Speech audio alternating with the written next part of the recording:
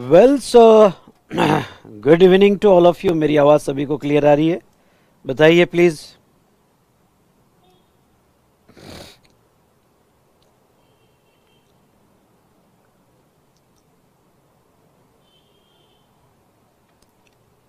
Sorry, good morning, good morning, good morning.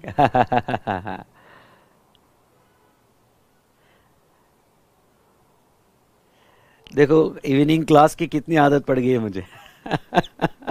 Good morning to all of you. Good morning बेटा, good morning.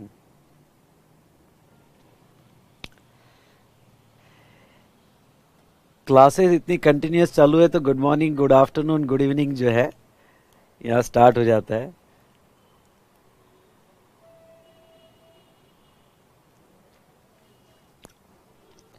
आवाज़ सभी को clear आ रही है? यस और नो?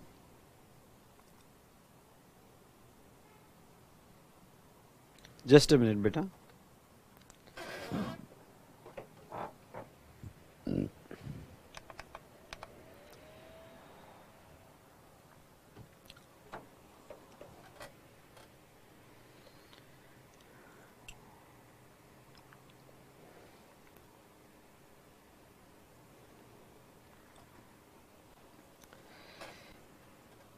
चलिए, thank you, thank you, thank you so much to all of you.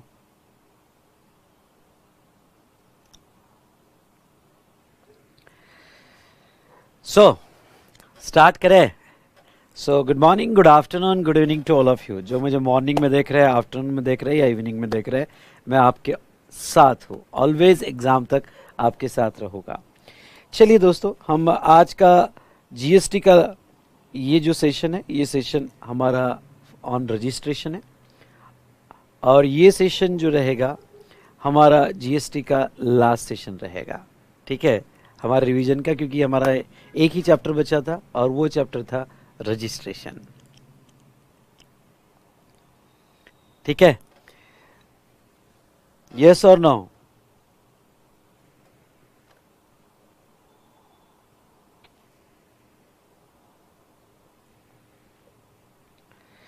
Well so good morning, good morning. तो आज चालू करते हैं हमारा जीएसटी का जो टॉपिक हमारा बचा हुआ है रजिस्ट्रेशन। इस टॉपिक का डिस्कशन हम स्टार्ट करेंगे। आई होप चार्ट आपके पास रेडी होगा। तो हम रजिस्ट्रेशन चार्ट ये जो है इसका पूरा डिस्कशन करेंगे। मैंने लगभग सब कुछ ये चार्ट में कवर करने की कोशिश की है और जैसे मैं हर बार कहता हूँ कि बस ये चार्ट और क्वेश्चनर इतना पढ़ो, आपका सिलेबस कंप्लीट हो जाएगा। डन? तो आर यू रेडी? यस और नो? जो भी प्रेजेंट है फटाफट अपनी अटेंडेंस लगाओ। जो भी प्रेजेंट है फटाफट अपनी अटेंडेंस लगाओ। चलो फटाफट। Okay, registration in GST. Mainly जो आपको सेक्शन लर्न करना है, ये 3 सेक्शन लर्न कर लेना है और वो 3 सेक्शन है सेक्शन 22, 23 और 24। क्योंकि इंस्टीट्यूट आपसे एक्सपेक्ट करती है कि आप ये सेक्शन लर्न करें और जब भी हम केस स्टडी आपको पूछेंगे तो आप केस स्टडी में ओके ये सेक्शंस कोट करें। ठीक है, तो अगर रजिस्ट्रेशन चैप्टर में आज तक जितने भी क्वेश्चंस पूछे हैं ये केस स्टडी पे ज़्यादा पूछे हैं। उसके बाद में यहाँ सेक्शन 25 का ये वाला पार्ट जो है, ये वाले पार्ट पे ज़्यादा क्वेश्चंस थे। ये वाले पार्ट पे ओके जहाँ तक 25 का अदर ऑथेंटिकेशन एक्स्ट्रा, यानी बहुत रेयरली वो क्वेश्चन ने पूछा है उन्होंने। और सीटीपी और एनआरटीपी एक उनका एक फेवरेट एरिया है जो क्वेश्चन पूछने का। सीटीपी और एनआरटीपी जो सेक्शन 27 में ओके यहाँ सेक्शन 27 में कवर किया है। उसके बाद में यहाँ एक जनरल प्रोसीजर मैंने दी है और ये नीचे वाला पार्ट जो है ये इंपॉर्टेंट है। चलो पढ़ाते पढ़ाते तो मैं यहाँ पे आपको ओके सब बता दूंगा कि आपको एग्जाम के हिसाब से क्या क्या बहुत अच्छे से पढ़ के जाना है और कौन से एरिया में आपको अपने क्वेश्चंस की तैयारी करना है। सो स्टार्ट करें। Are you ready? How's the जोश? हाँ बोलिए, हाय सर। चलिए शुरू करते हैं। पहला सेक्शन 22, कुछ इंपॉर्टेंट पॉइंट्स पे हम ध्यान देते हैं। भाई रजिस्ट्रेशन किसने लेना चाहिए? Every supplier liable to register in the state और यूनियन टेरिटरी। रजिस्ट्रेशन यहाँ पे जहाँ तक लेगा तो हर सप्लायर जो सप्लाई करेगा टैक्स लेगा। और रिवर्स चार्ज में भी रजिस्ट्रेशन है, लेकिन रिवर्स चार्ज में रजिस्ट्रेशन सेक्शन 24 में है। ओके, ये कहता है सप्लायर। और रजिस्ट्रेशन स्टेट वाइज होगा, यानी रजिस्ट्रेशन स्टेट में होता है और उसका पूरा मैकेनिज्म स्टेट गवर्नमेंट करती है। तो यहाँ पे रजिस्ट्रेशन इन अ स्टेट, ये तो मैंने ऑलरेडी बता दिया है कि रजिस्ट्रेशन स्टेट वाइज होता है। ओके, जहाँ से वो टैक्सेबल सप्लाई करता है, यानी आपको रजिस्ट्रेशन जस्ट आपका एस्टेब्लिशमेंट है इसलिए वजह से नहीं लेना है।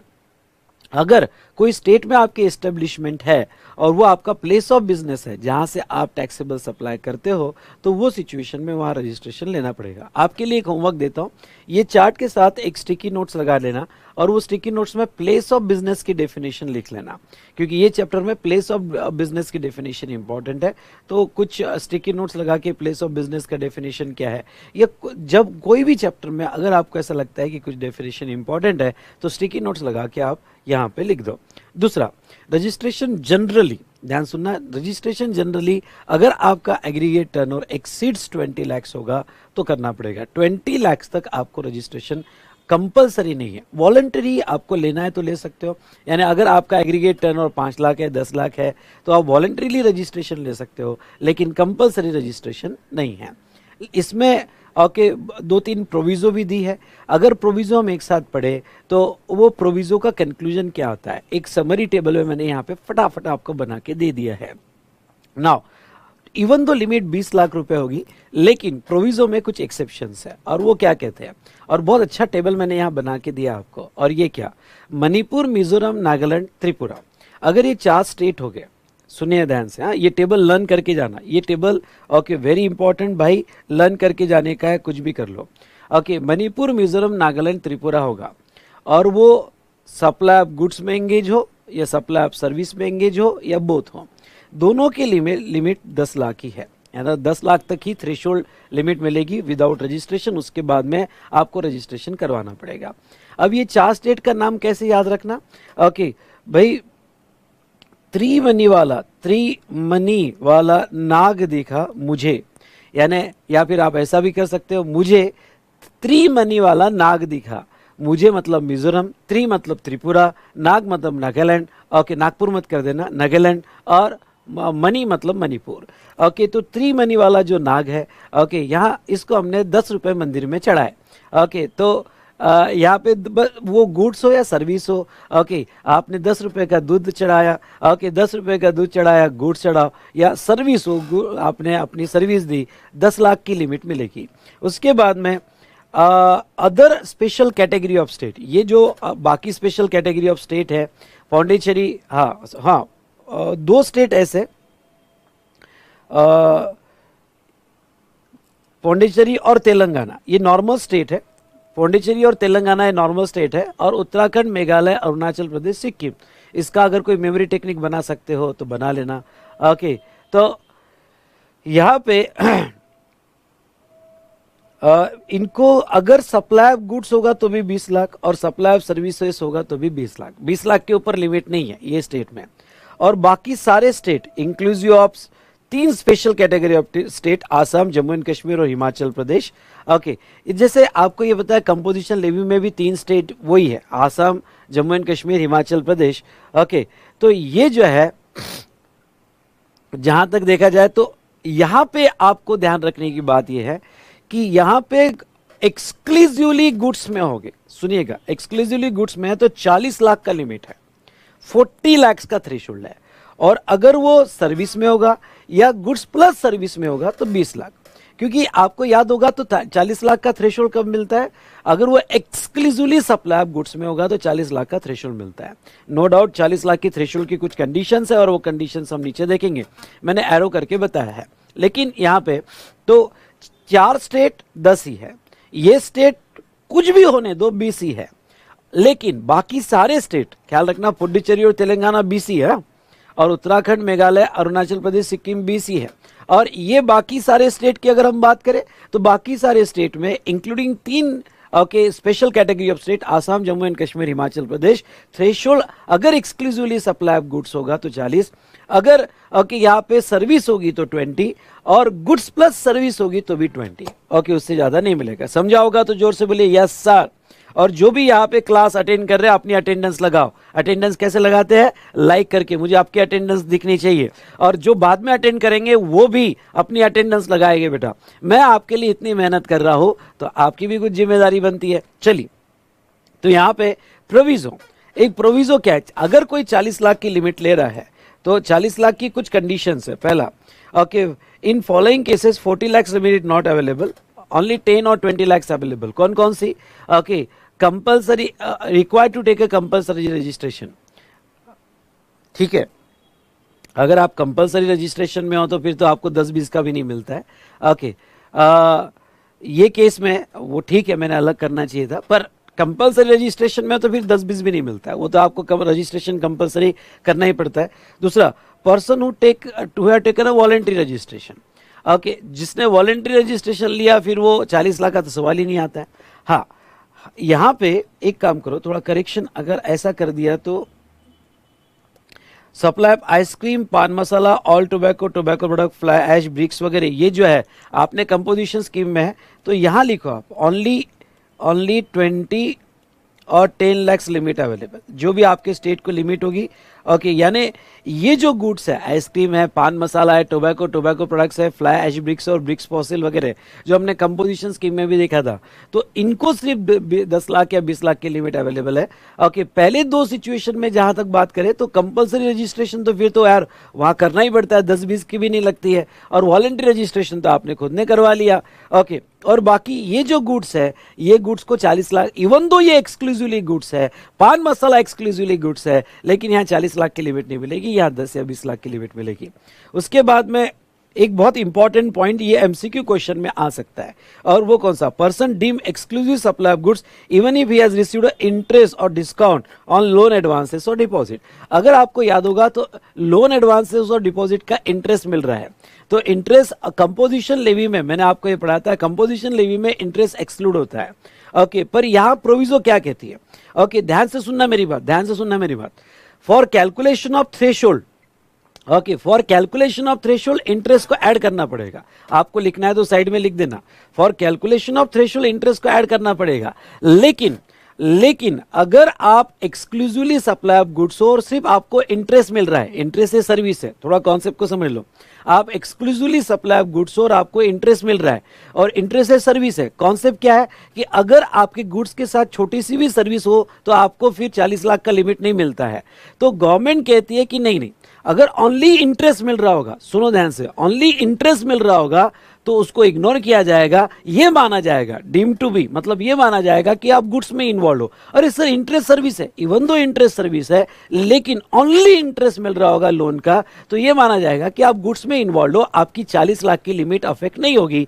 मतलब आप जो है 20 लाख नहीं, आपको कितना लिमिट मिलेगा? 40 लाख का लिमिट मिलेगा। लेकिन ख्याल रहे, थ्रेशोल्ड की लिमिट जब कैलकुलेट होगी, यानी हम सिर्फ 40, जिसको 40 लाख का थ्रेशोल्ड लेना है उसके लिए इंटरेस्ट मिल रहा होगा तो भी उसको सर्विस नहीं मानेंगे, पर आपके टोटल कैलकुलेशन में इंटरेस्ट ऐड जरूर होगा।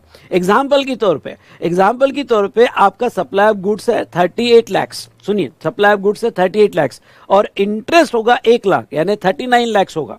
पहला सवाल, सर इंटरेस्ट मिल रहा है तो क्या अब मुझे 40 लाख का लिमिट मिलेगा 40 लाख का, ओनली इंटरेस्ट मिल रहा है तो 40 लाख का लिमिट मिलेगा। लेकिन आपका एग्रीगेट टर्नओवर, सुनिए ध्यान से, आपका एग्रीगेट टर्नओवर 39 लाख कहा जाएगा। सर एग्रीगेट टर्नओवर क्या? अब यार बच्चों ऐसी बात मत करो, मैंने कंपोजिशन लेवी में एग्रीगेट टर्नओवर का डेफिनेशन पूरा मैंने यहां बताया था। ऑल टैक्सेबल सप्लाई, सुनिए, all taxable supply except reverse charge, exempt supply के तीनों supply, wholly exempt, nil rate और नॉन टैक्सेबल सप्लाई भी इंक्लूड किया जाएगा। ओके, नॉन टैक्सेबल सप्लाई भी इंक्लूड किया जाएगा। यानी जब ये आप एग्रीगेट टर्नओवर की लिमिट निकालोगे तो ये एग्रीगेट टर्नओवर की लिमिट निकालते वक्त अगर आपका पेट्रोल का टर्नओवर होगा, अल्कोहल का टर्नओवर होगा या फिर डीजल का टर्नओवर होगा तो वो भी आपको ऐड करना पड़ेगा, क्योंकि एग्रीगेट टर्नओवर की डेफिनेशन में वो भी आता है। एक्सपोर्ट सप्लाई होगा या इंटरस्टेट सप्लाई होगा तो वो भी आपको ऐड करना पड़ेगा, और वो सब कुछ ऐड करके देखना पड़ेगा कि आपकी ये लिमिट क्रॉस हो रही है नहीं हो रही है।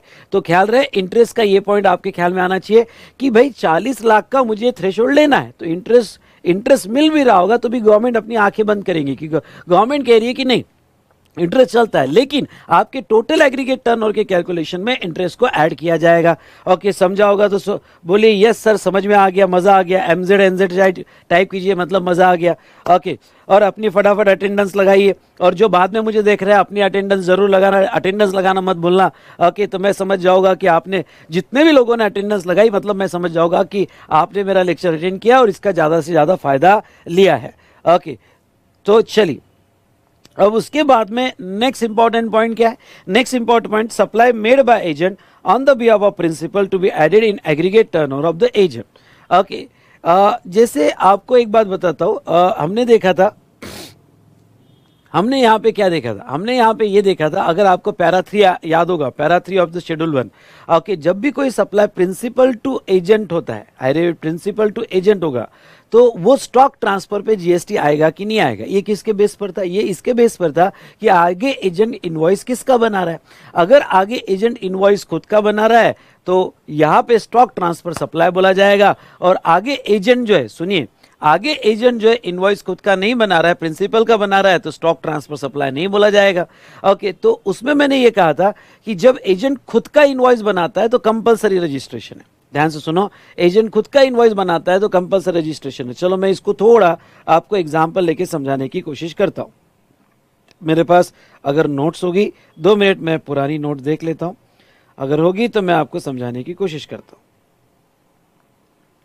रजिस्ट्रेशन चैप्टर, रजिस्ट्रेशन, चलो मिल गई, कोई प्रॉब्लम नहीं, आप कल लग समझो, मिल गई हमें। क्वेश्चन नहीं पूछा जाएगा पर समझ लो वो पॉइंट का क्या कहना है। अगर एजेंट इशूइंग ओन इनवॉइस तो फिर उसको कंपलसरी रजिस्ट्रेशन है सेक्शन 24 में, उसको अपना रजिस्ट्रेशन करवाना ही पड़ता है। लेकिन agent not issuing own invoice, याद करो अगर आपने मेरा क्लास किया होगा तो मैंने ये डायग्राम दिया था रजिस्ट्रेशन में। अगर एजेंट अपना इनवॉइस इशू नहीं कर रहा होगा तो फिर वो केस में, यहां पे ध्यान से सुनना, वो केस में लेट्स से के एग्जांपल, ये प्रिंसिपल है, स्टॉक ट्रांसफर हो रहा है और person acting as an agent, agent है, एजेंट का ओन खुद का टर्नओवर है 5 लाख और प्रिंसिपल के बिहाफ पे बेच रहा है और 10 लाख, केस 1। और यहाँ पे खुद का टर्नओवर है 5 लाख और प्रिंसिपल के बिहाफ पे बेच रहा है 18 लाख का। अब मेरा पॉइंट सुनना, जो भी गुड्स उसने प्रिंसिपल के बिहाफ पे बेचा उसका टैक्स प्रिंसिपल देगा, नो डाउट उसका टैक्स प्रिंसिपल देगा।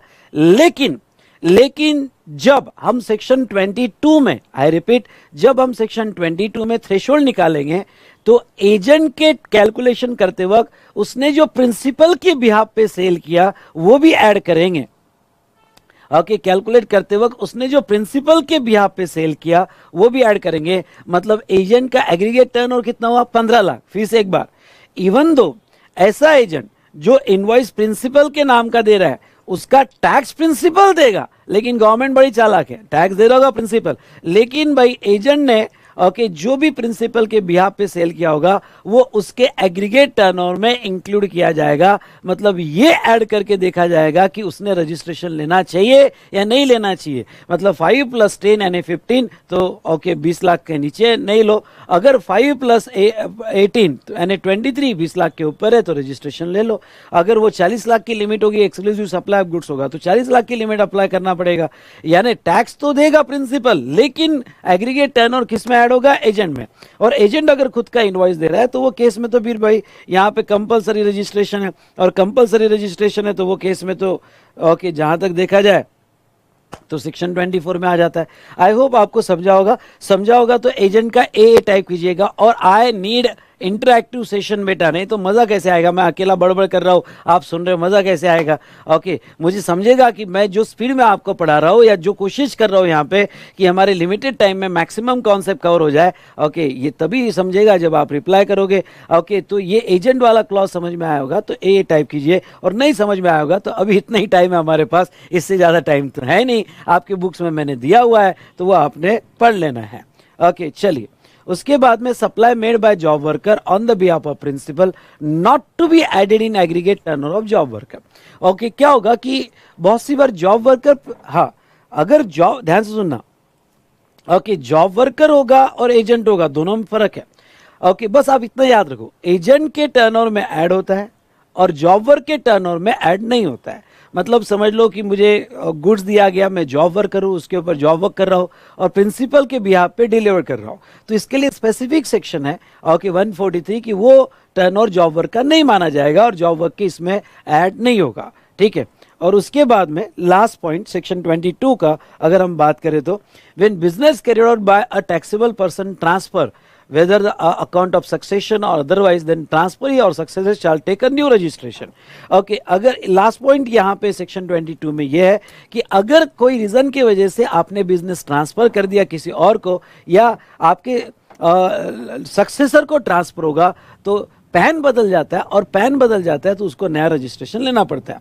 इसलिए इस तरह से सेक्शन 22 के मैंने कोशिश की है कि सारे पॉइंट्स कवर करने की। एक बार सारे पॉइंट्स देख लेते हैं। Okay, aggregate turnover limit, general limit 20 lakh है, 4 स्टेट में कुछ भी हो 10 लाख है। ओके, ये स्टेट में कुछ भी हो 20 लाख है, लेकिन बाकी सारे स्टेट में including this 3 state okay exclusively supply of goods होगा तो 40 लाख है और गुड्स प्लस सर्विस होगी ओके तो फिर 20 लाख ही रहेगा जनरल लिमिट। ओके, ये 40 लाख की लिमिट अगर आप कंपलसरी रजिस्ट्रेशन में होगे तो अप्लीकेबल नहीं, वहां तो 10-20 भी अप्लीकेबल नहीं है, और वॉलंटरी रजिस्ट्रेशन लेते हो तो नहीं। हाँ, कुछ गुड्स के लिए अप्लीकेबल नहीं है, कुछ गुड्स के लिए ओके वहां 40 का नहीं मिलता है, 20 का, या अगर आप 4 स्टेट में हो तो 10 का ही मिलता है। जैसे आइसक्रीम, पान मसाला, यहाँ 40 का लिमिट नहीं मिलेगा even though you exclusively engage in the supply of goods. उसके बाद में यहाँ पे ओके इंटरेस्ट जो है इवन दो इंटरेस्ट मिल रहा होगा तभी आपकी 40 लाख की थ्रेशोल्ड नहीं जाएगी इवन दो वो सर्विस है। उसके बाद में एजेंट के केस में प्रिंसिपल के बिहाफ पे जो भी टर्नओवर किया वो ऐड किया जाएगा, जॉब वर्क के केस में ऐड नहीं किया जाएगा। और जहां तक लास्ट है कि अगर लीगल बिजनेस ट्रांसफर हो जाता है तो वो सिचुएशन में यहाँ पे सामने वाले बंदे को नया रजिस्ट्रेशन लेना पड़ेगा। ओके, समझा क्या? बोलिए यस सर। ये हुआ सेक्शन 22 हमारा खत्म, सेक्शन 22 हमारा हुआ खत्म।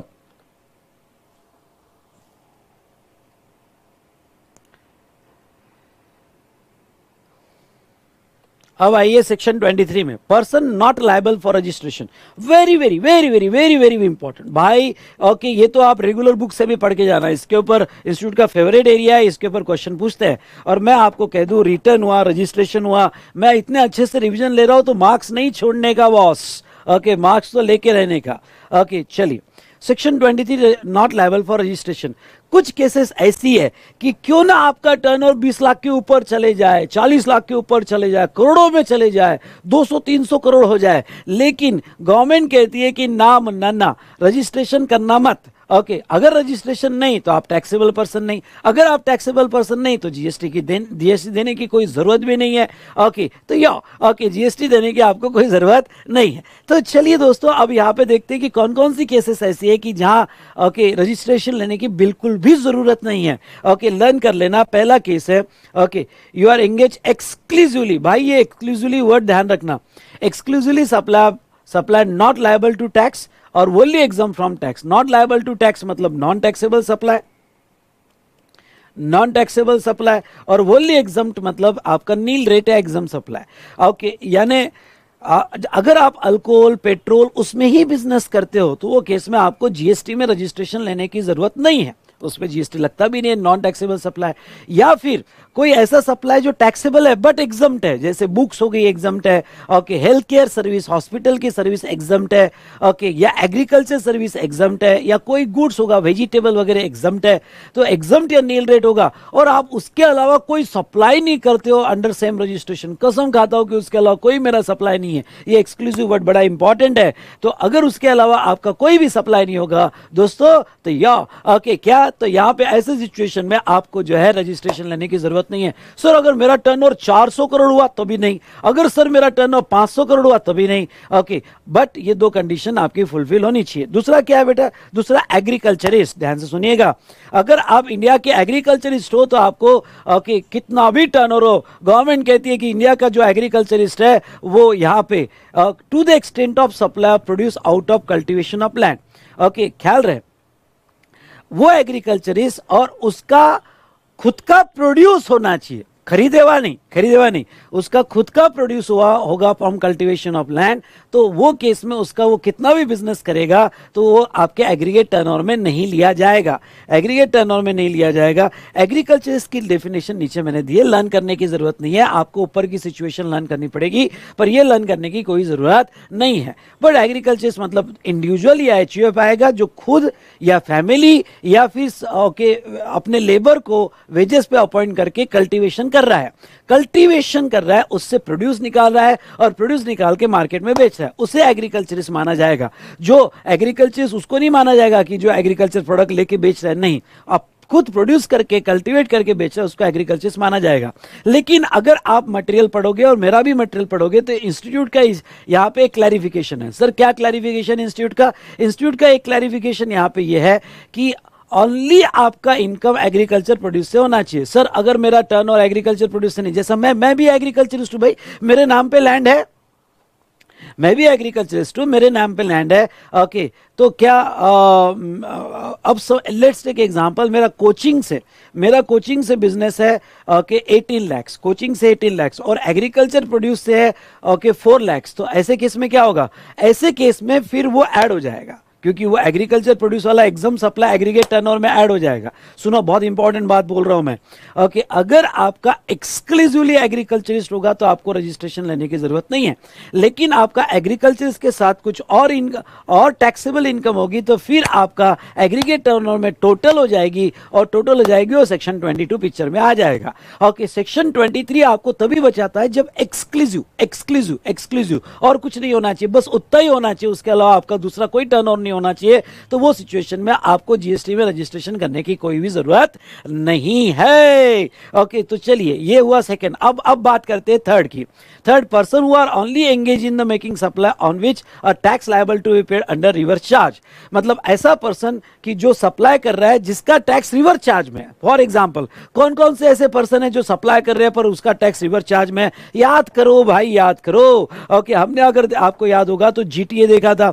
जीटीए ऐसा सर्विस है कि जहां ओके मतलब गुड्स ट्रांसपोर्ट एजेंसी सप्लाई कर रही है जहां टैक्स रिवर्स चार्ज में आ सकता है। लीगल सर्विस हुई, एडवोकेट की सर्विस हुई जहां टैक्स रिवर्स चार्ज में आ सकता है। स्पॉन्सरशिप सर्विस हुई जहां टैक्स रिवर्स चार्ज में आता है। ओके, दुनिया भर की हमने सर्विसेज देखी, तो वो क्या कहते हैं? ओके, डायरेक्टर टू कंपनी हो जहां टैक्स रिवर्स चार्ज में आता है। तो ऐसे सिचुएशन में जहां तक ये है कि अगर आप कोई ओनली एक्सक्लूसिव ऐसा सप्लाई कर रहे हो, ओनली एंगेज मतलब एक्सक्लूसिव ऐसा सप्लाई कर रहे हो, ओके, कि जिसका टैक्स आप नहीं दोगे, रिसिपिएंट देगा, तो जो सप्लायर है उसको रजिस्ट्रेशन करने की जरूरत नहीं है, even though their turnover is more than 20, 30 और 40 लाख। एग्जांपल के तौर पे मेरा एक फ्रेंड है, लॉयर है, और वो सिर्फ लॉयर से ही पैसा कमाता है, दूसरा उसका कोई बिजनेस नहीं है, लीगल सर्विस है, और लीगल सर्विस वो बिजनेस एंटिटी को देता है जहां रिवर्स चार्ज बिजनेस एंटिटी पे है। तो ऐसे केस में उसका अरे बहुत कमाता है यार, ओके, 2 करोड़ का बिजनेस है, 3 करोड़ का बिजनेस है, 20 लाख तो छोड़ दो, ओके, 4 करोड़ का बिजनेस है उसका। तो अब अगर वो 4 करोड़ का भी बिजनेस कर रहा होगा लेकिन एक्सक्लूसिवली लीगल सर्विस से कर रहा होगा जिसका टैक्स रिसिपिएंट देता है, बॉडी कॉर्पोरेट बिजनेस एंटिटी देता है, तो ये सिचुएशन में इसको रजिस्ट्रेशन करने की जरूरत नहीं है। लेकिन सेक्शन 23 पिक्चर से तब हट जाता है जब कॉम्बिनेशन आ जाता है। कॉम्बिनेशन आ जाता है मतलब क्या? तुम्हारे नॉन टैक्सेबल के साथ कॉम्बिनेशन आया, फिर 23 कहता है सॉरी फिर मैं नहीं आऊंगा, फिर 22 की लिमिट लग जाएगी। अगर एग्जाम के साथ आपका कॉम्बिनेशन आ गया टैक्सेबल का, फिर सॉरी ओके मैं नहीं आऊंगा, 22 लग जाएगा। ओके, 23 तभी लगता है जब तुम्हारा कोई कॉम्बिनेशन नहीं है, समझ लो। ओके, वो जो लॉयर है, ओके, वो लॉयर का लीगल सर्विस से इनकम है, प्लस उसकी कमर्शियल कॉम्प्लेक्स भी, वो रेंट पे भी रहता है। ओ तेरी, अब तो गया, क्योंकि अगर उसका कुछ अदर होगा तो फिर वो एग्रीगेट टर्नर में आ जाएगा, 23 हेल्प नहीं करेगा, वो केस में 22 की लिमिट्स लग जाएगी, 10 लाख, 20 लाख और 40 लाख। ओके, समझा क्या? तो भाई एक लाइन में समझ लो, ये जितने भी मैंने पॉइंट्स एक्सप्लेन किया, अगर वो एक्सक्लूसिवली सप्लाई होगा तो एग्रीगेट टर्नओवर में नहीं आएगा। ओके, मतलब एग्रीगेट मतलब रजिस्ट्रेशन करने की जरूरत नहीं है, पर उसके कॉम्बिनेशन में सप्लाई आ गया तो तू तो गियो बेटा, फिर तेरे को 22 की लिमिट लग जाएगी।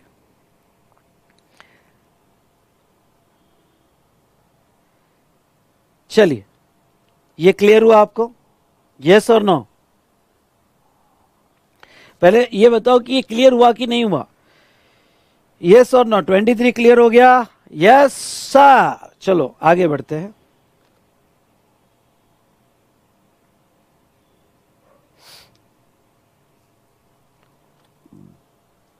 अब 24 क्या कहता है? 24 कहता है कंपलसरी रजिस्ट्रेशन। कुछ केसेस में आपको रजिस्ट्रेशन कंपलसरी लेना है, कुछ केसेस में रजिस्ट्रेशन कंपलसरी आपको लेना है। डन। चलो, कौन कौन सी केसेस जहां आपको कंपलसरी रजिस्ट्रेशन लेना है? Person making interstate taxable supply, very important. अगर इंडिया का कोई भी पर्सन, देखो भाई गवर्नमेंट क्लियर कहती है, इंडिया का कोई भी पर्सन इंटरस्टेट आईजीएसटी वाला सप्लाई कर रहा है, इंटरस्टेट कर रहा है, तो फिर हम 10 लाख 20 लाख या 40 लाख नहीं सोचेंगे। 1 रुपए का भी इंटरस्टेट सप्लाई होता है, ओके, 1 रुपए का भी इंटरस्टेट सप्लाई होता है तो उसे कंपलसरी रजिस्ट्रेशन लेना पड़ेगा, ओके। लेकिन उसको कुछ एक्सेप्शन है, और क्या एक्सेप्शन है बेटा? ये भी एग्जाम के लिए अच्छे से पढ़ के जाना, इंपॉर्टेंट। ये तीनों सेक्शन तो लर्न कर लेना, 22, 23, 24, ये तीनों सेक्शन आपने लर्न कर लेना है, ठीक है। तो अब ये क्या कहता है कि यहाँ पे उसके कुछ एक्सेप्शन है। एक्सेप्शन मतलब जहां आपको 10 लाख 20 लाख या 40 लाख वॉट एवर इट में भी लिमिट मिल जाएगी। Following category of person not required to register for interstate taxable supply even though aggregate turnover less than 20 lakh, 10 lakh या 40 लाख। यहाँ 40 लाख भी लिख लो, ओके।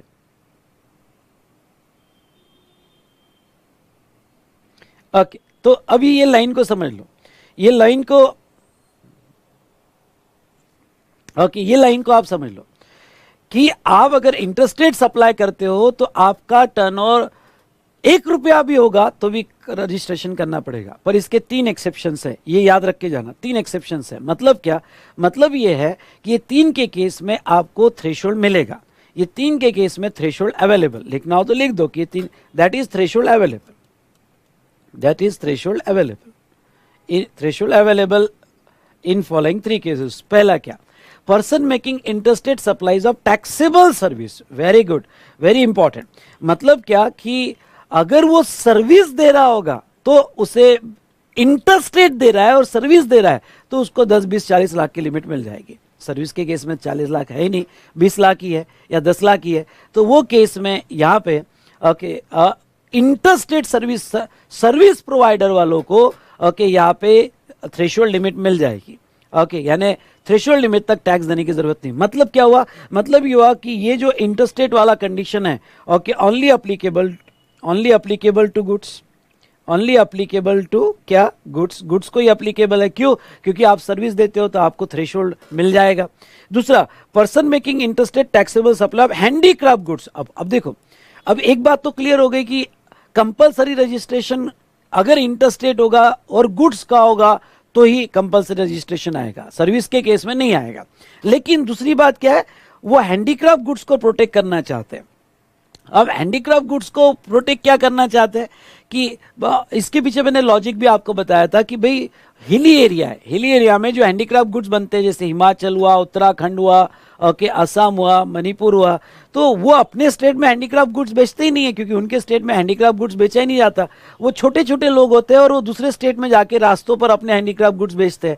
तो इवन दो वो इंटरस्टेट कर रहे हैं, आई रिपीट, इवन दो वो इंटरस्टेट कर रहे हैं, बेटा ध्यान से सुनिएगा, इवन दो वो इंटरस्टेट कर रहे हैं, लेकिन ये सिचुएशन में हैंडीक्राफ्ट गुड्स होगा तो कंप्लीट थ्रेशोल्ड अवेलेबल। पर इसमें 2 कंडीशन है, ओके, लिख लो यहाँ पे, उनका पैन होना जरूरी है और ईवे बिल बनाना जरूरी है, ओके, पैन और ईवे बिल पूछा जा सकता है, ओके। हैंडीक्राफ्ट गुड्स को पूरा थ्रेशोल्ड मिलेगा, मतलब even though handicraft goods interstate हो रहा है लेकिन उनको 10 लाख, 20 लाख या 40 lakh, what ever the limit होगी, जैसे हिमाचल होगा, ओके, तो 40 लाख मिल जाएगा, वॉट एवर द लिमिट होगी उतने लिमिट तक इंटरस्टेट सप्लाई होने के बाद भी जीएसटी देने की जरूरत नहीं होगी, ओके। लेकिन उसमें 2 कंडीशन उन्होंने डाली हुई है, pan plus e-way bill required.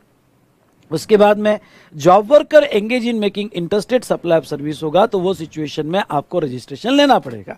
चलिए, ओके, यहाँ पे हमने देखा कि पहला इंटरस्टेट सप्लाई होगा तो कंपल्सरी रजिस्ट्रेशन है, जिसके 3 एक्सेप्शन है। 3 एक्सेप्शन मतलब ये 3 केसेस में आपको थ्रेशोल्ड तक, कंप्लीट एग्जम्पशन नहीं है, थ्रेशोल्ड तक जीएसटी देने की जरूरत नहीं है। समझाओ तो यस बोलिए बेटा, यस बोलते जाइए, जितने भी स्टूडेंट कनेक्टेड है, नालायकी मत करो, यस बोलते जाइए।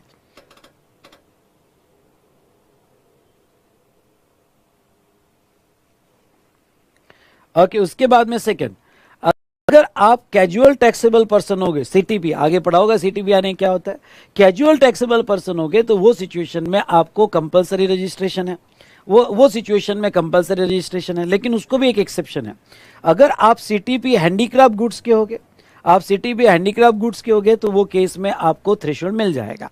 मतलब जो भी लिमिट अप्लीकेबल है 10, 20, 40 लाख की थ्रेशोल्ड की लिमिट, वो आपको अप्लीकेबल हो जाएगी। ठीक है, मतलब हैंडीक्राफ्ट गुड्स एक्सेप्शन है, इतना याद रखना। उसके बाद में person who required to pay tax under reverse charge, reverse charge में जब भी लायबिलिटी आती है तो वो केस में कंपलसरी रजिस्ट्रेशन है, फिर वो 9(3) का रिवर चार्ज हो या 9(4) का रिवर चार्ज हो। Person who are required to pay tax under 9(5) ECO, okay, ECO के ईसीओ सप्लायर अगर आपको याद होगे तो, याद है या नहीं है ईसीओ सप्लायर आपको, 9(5) के ईसीओ, ओके, यानी यहाँ पे आपको ओला का एग्जाम्पल याद होगा, या अनरजिस्टर्ड होटल याद होगा, ओके, या फिर अभी आपको ओके स्विगी वाला याद होगा। तो ये जो हमने देखे 9(5) के जो ईसीओ हो गए, तो 9(5) के ईसीओ जो है बेटा यहाँ पे, ओके, जहाँ तक देखा जाए तो उनको भी कंपलसरी रजिस्ट्रेशन करना पड़ेगा, जो 9(5) के ईसीओ है। उसके बाद में NRTP, non resident taxable person, short में लिख सकते हो एनआरटीपी, ओके, तो इनको भी कंपलसरी रजिस्ट्रेशन है। उसके बाद में person who are required to deduct tax, ये आपने नहीं पढ़ा तो भी चलेगा, इंटर लेवल पे एनआरटीपी को कंपलसरी रजिस्ट्रेशन है।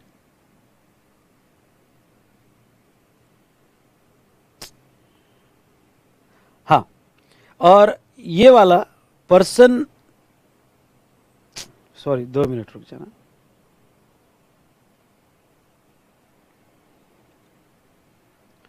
हाँ,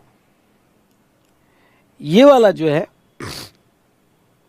person who make the taxable supply of goods और सर्विसेज और both on the behalf of other, मतलब एजेंट, ये एजेंट जो अपना ओन इनवॉइस इशू करता है, एजेंट जो आगे अपना ओन इनवॉइस इशू करता है, वो कंपलसरी रजिस्ट्रेशन में आएगा।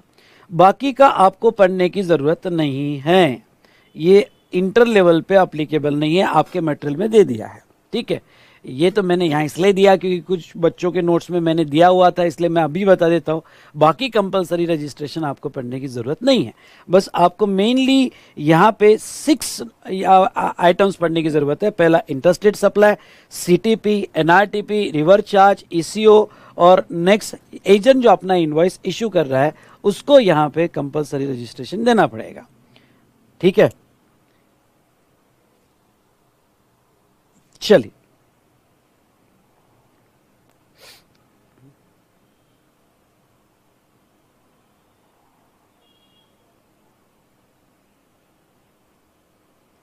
हो गया 22, 23 एंड 24।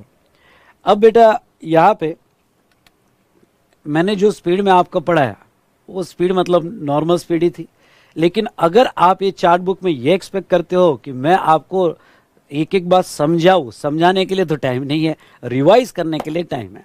और अगर आपने ये चैप्टर पढ़ा होगा तो अच्छे से रिवाइज होगा, ओके, तो अच्छे से रिवाइज होगा, या आपने मेरा रेगुलर क्लास लगाया होगा तो आपको हर चीज़ याद आ रही होगी जो मैंने एक्सप्लेन की है। ओके, तो चलिए, तो ये था हमारा यहाँ पे सेक्शन 22, 23 एंड 24।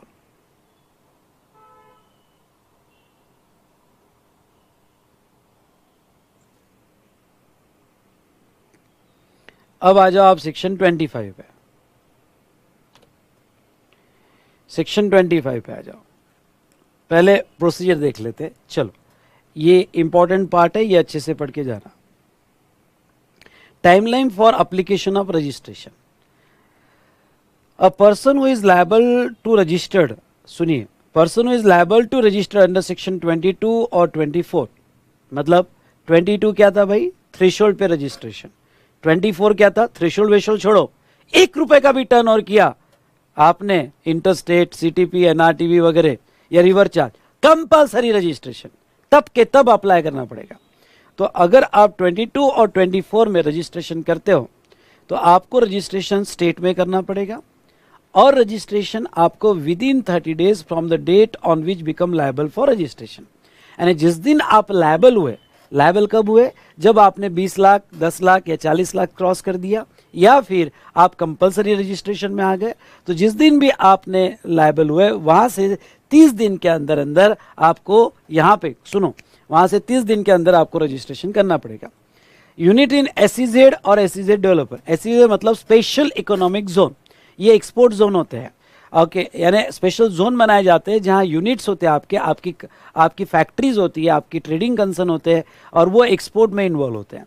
तो आपके एक्सपोर्ट यूनिट्स हो गए तो वो भी okay shall apply for separate registration for unit in SEZ और outside SEZ in a same state, और वो भी 30 डेज में। अब ये पॉइंट को समझ लो, ये मुंबई में एसईजेड है, स्पेशल इकोनॉमिक जोन है। अब मेरी एक फैक्ट्री पुणे में है, सुनिए, मेरी एक फैक्ट्री पुणे में है और एक फैक्ट्री एसईजेड में है। ओके, जो स्पेशल जोन है एसईजेड में है। तो लॉ ये कहता है कि इवन दो दोनों सेम स्टेट में है, एक मुंबई एसईजेड में और एक जो है पुणे में, इवन दो सेम स्टेट में है, लेकिन आपको एसईजेड यूनिट का सेपरेट रजिस्ट्रेशन लेना पड़ेगा।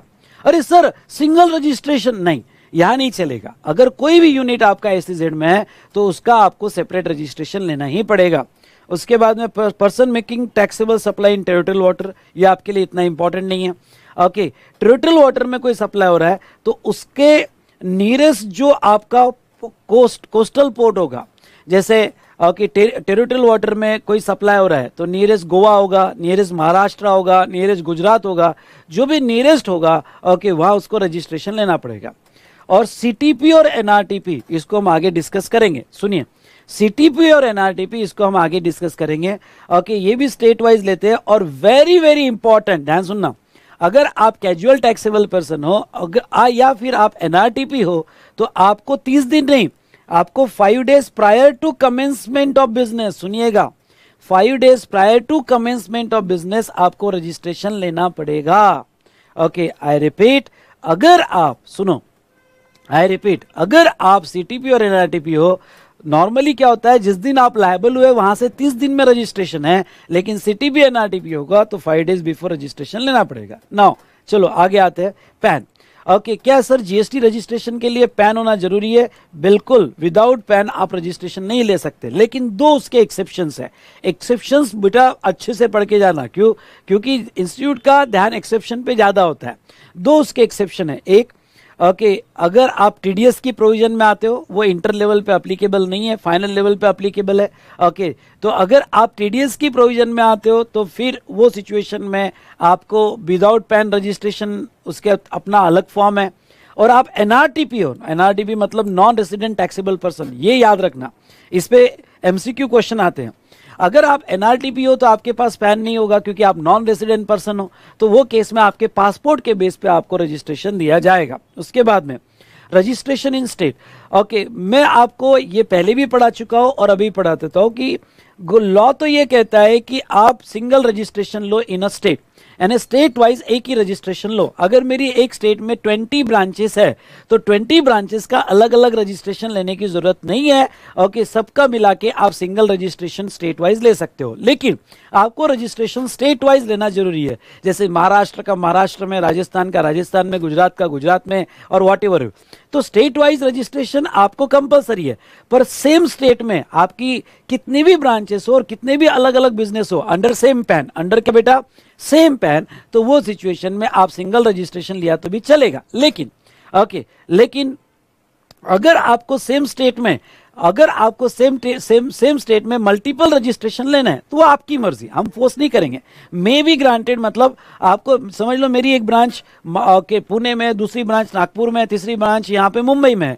ओके, लॉ तो कहता है एक ही ले लो तीनों का रजिस्ट्रेशन, लेकिन ओके यहाँ पे ध्यान रखना, अगर मुझे लेना है या टैक्स पेयर पे रख दिया, मुझे पुणे का अलग लेना है, महाराष्ट्र का अलग, मुंबई का अलग लेना है और यहाँ पे नागपुर का अलग लेना है, तो मैं ले सकता हूँ। लेकिन अगर मैंने ले लिया अलग अलग तो वो सिचुएशन में वो डीडीपी मान लिए जाएंगे। याद करो, डीम डिस्टिंक्ट पर्सन, सेक्शन 24-25 मैं पढ़ा चुका हूँ, डीम डिस्टिंक्ट पर्सन। तो अगर वो सेपरेट रजिस्ट्रेशन आपने सेम स्टेट में ले लिए तो वो आप डीम डिस्टिंक्ट पर्सन मान लिए जाओगे। Now voluntary registration, very important. क्या आप वॉलंटरी रजिस्ट्रेशन ले सकते हो? समझ लो मेरा एग्रीगेट टर्नओवर 10 लाख, 20 लाख या 40 लाख वॉट एवर रेट में भी ये क्रॉस नहीं हुआ है, पर मुझे रजिस्ट्रेशन करवाना है जीएसटी। 5 लाख का ही टर्नओवर हुआ है और 5 लाख के टर्नओवर पे जीएसटी का रजिस्ट्रेशन मुझे करवाना है। क्यों? क्योंकि जहां तक है ओके, मेरे कस्टमर जीएसटी इनवॉइस मांग रहे हैं। ओके, या फिर मुझे वो हरेसमेंट से बचना है, या फिर मुझे वो एम्बेरसमेंट होती है उससे बचना है, what ever it may be, what ever the benefits of voluntary registration, मुझे वॉलंटरी रजिस्ट्रेशन लेना है। क्या मैं वॉलंटरी रजिस्ट्रेशन ले सकता हूँ? बिल्कुल ले सकते हो, लेकिन ख्याल रहे अगर आपने वॉलंटरी रजिस्ट्रेशन ले लिया तो आप टैक्सेबल पर्सन बन जाओगे, और अगर आप टैक्सेबल पर्सन बन गए तो वो सिचुएशन में आपको जीएसटी देना पड़ेगा। ओके, तो अगर आपने 5 लाख पे वॉलंटरी रजिस्ट्रेशन ले लिया तो आपको अब रजिस्ट्रेशन लेने के बाद जीएसटी पे करना शुरू कर देना पड़ेगा। Is it clear? तो ये जो थ्रेशोल्ड है ये बेसिक एग्जम्पशन नहीं है कि हर साल मिलता है, ये सिर्फ है कि इतने लिमिट के बाद रजिस्ट्रेशन करो, और वंस यू रजिस्टर्ड, इतने लिमिट के बाद आप रजिस्ट्रेशन करो, वंस यू रजिस्टर, तो फिर उसके बाद आपको कंटिन्यूअस जीएसटी देना पड़ता है। ये बेसिक एग्जम्पशन एवरी ईयर ऐसा नहीं होता है, वो रजिस्ट्रेशन की लिमिट है। I hope you understood. उसके बाद में ओके, रजिस्ट्रेशन करते टाइम आपकी बैंक डिटेल्स आपको देनी पड़ेंगी as per rule 10A। Okay, bank details देनी पड़ेगी। ओके, अगर रजिस्ट्रेशन के टाइम आप नहीं दे पाए तो आप बाद में भी दे सकते हो विद इन 45 डेज, और आपका रिटर्न का date whichever is earlier, ये याद रखना, आ सकता है एग्जाम में। ओके, हाईलाइट कर रहा हूं मैं। ओके, तो बैंक डिटेल्स आपको रजिस्ट्रेशन करते टाइम देनी पड़ती है। आरपी मतलब ओके, यहाँ पे रजिस्टर पर्सन, तो यहाँ पे उसको आरसी आने के बाद 45 डेज में उसको बैंक डिटेल्स देनी पड़ेंगी अपनी सारी, या पहला रिटर्न फाइल करने के पहले उसको बैंक डिटेल्स देनी पड़ेंगी विच एवर इज अर्लियर, और वो आपकी बैंक डिटेल्स आपके आधार से लिंक रहेगी, आधार से लिंक रहेगी। इश्यू ऑफ रजिस्ट्रेशन सर्टिफिकेट, ये भी बहुत इंपॉर्टेंट है कि रजिस्ट्रेशन सर्टिफिकेट जो है तो आपका जीएसटी ये 15 डिजिट का होगा।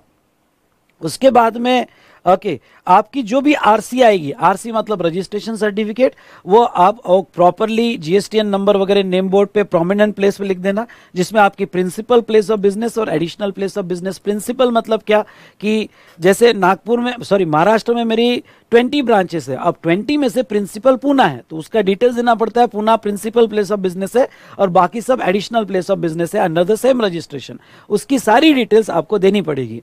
इफेक्टिव डेट ऑफ रजिस्ट्रेशन, अगर आपने 30 दिन के अंदर अप्लाई कर दिया तो आपका रजिस्ट्रेशन उस दिन से ही लागू हो जाएगा जिस दिन से आप लायबल हुए। लेट्स टेक एग्जांपल, आपने 20 लाख का टर्नओवर क्रॉस किया यहाँ पे 10 दिसंबर को, ध्यान सुनना, 20 लाख का टर्नओवर क्रॉस किया आपने 10 दिसंबर को, तो आप लायबल कब हुए? 10 दिसंबर को। अब आपको रजिस्ट्रेशन एप्लीकेशन के लिए 30 दिन है भाई, 30 दिन में आप कभी भी अप्लाई कर दो फॉर रजिस्ट्रेशन। तो चलिए, आपने 10 दिसंबर को लायबल हुए थे, 20 दिसंबर को अप्लाई किया, यानी आपने 30 डेज में अप्लाई कर दिया। अगर आपने 30 डेज में अप्लाई कर दिया तो आप रजिस्टर्ड पर्सन कब से माने जाओगे? 20 से या 10 से? तो आप 10 से ही रजिस्टर्ड पर्सन माने जाओगे। आई रिपीट, आप 10 से ही रजिस्टर्ड पर्सन माने जाओगे। ठीक है, मतलब जिस दिन से लायबल हुए उसी दिन से रजिस्टर्ड पर्सन। इसके क्या फायदे? इसके फायदे ये है, मैंने आईटीसी में पढ़ाया था ओके, कि आपको आईटीसी 10 दिसंबर से ही मिलना चालू हो जाएगा, इवन दो आपकी आरसी लेट आई होगी, क्योंकि आपने 20 को अप्लाई किया, आरसी 25 को आ सकती है। इवन दो आरसी लेट आई होगी लेकिन आप 10 तारीख से ही रजिस्टर्ड पर्सन माने जाओगे। लेकिन अगर आपने 30 डेज में अप्लाई नहीं किया, ध्यान सुनना, अगर आपने 30 डेज में अप्लाई नहीं किया तो वो सिचुएशन में ओके, जिस दिन आरसी आएगी उस दिन आप रजिस्टर्ड पर्सन माने जाओगे, उस दिन से आपका रजिस्ट्रेशन इफेक्टिव होगा। तो चलिए ओके, मेन पॉइंट सेक्शन 25 के मैंने यहां कवर कर लिए। अब आते हैं थोड़ा एक डिस्कशन पे, और वो है आधार ऑथेंटिकेशन। ध्यान से देखना, एक डिस्कशन जो है आधार ऑथेंटिकेशन, उसके ऊपर आते हैं।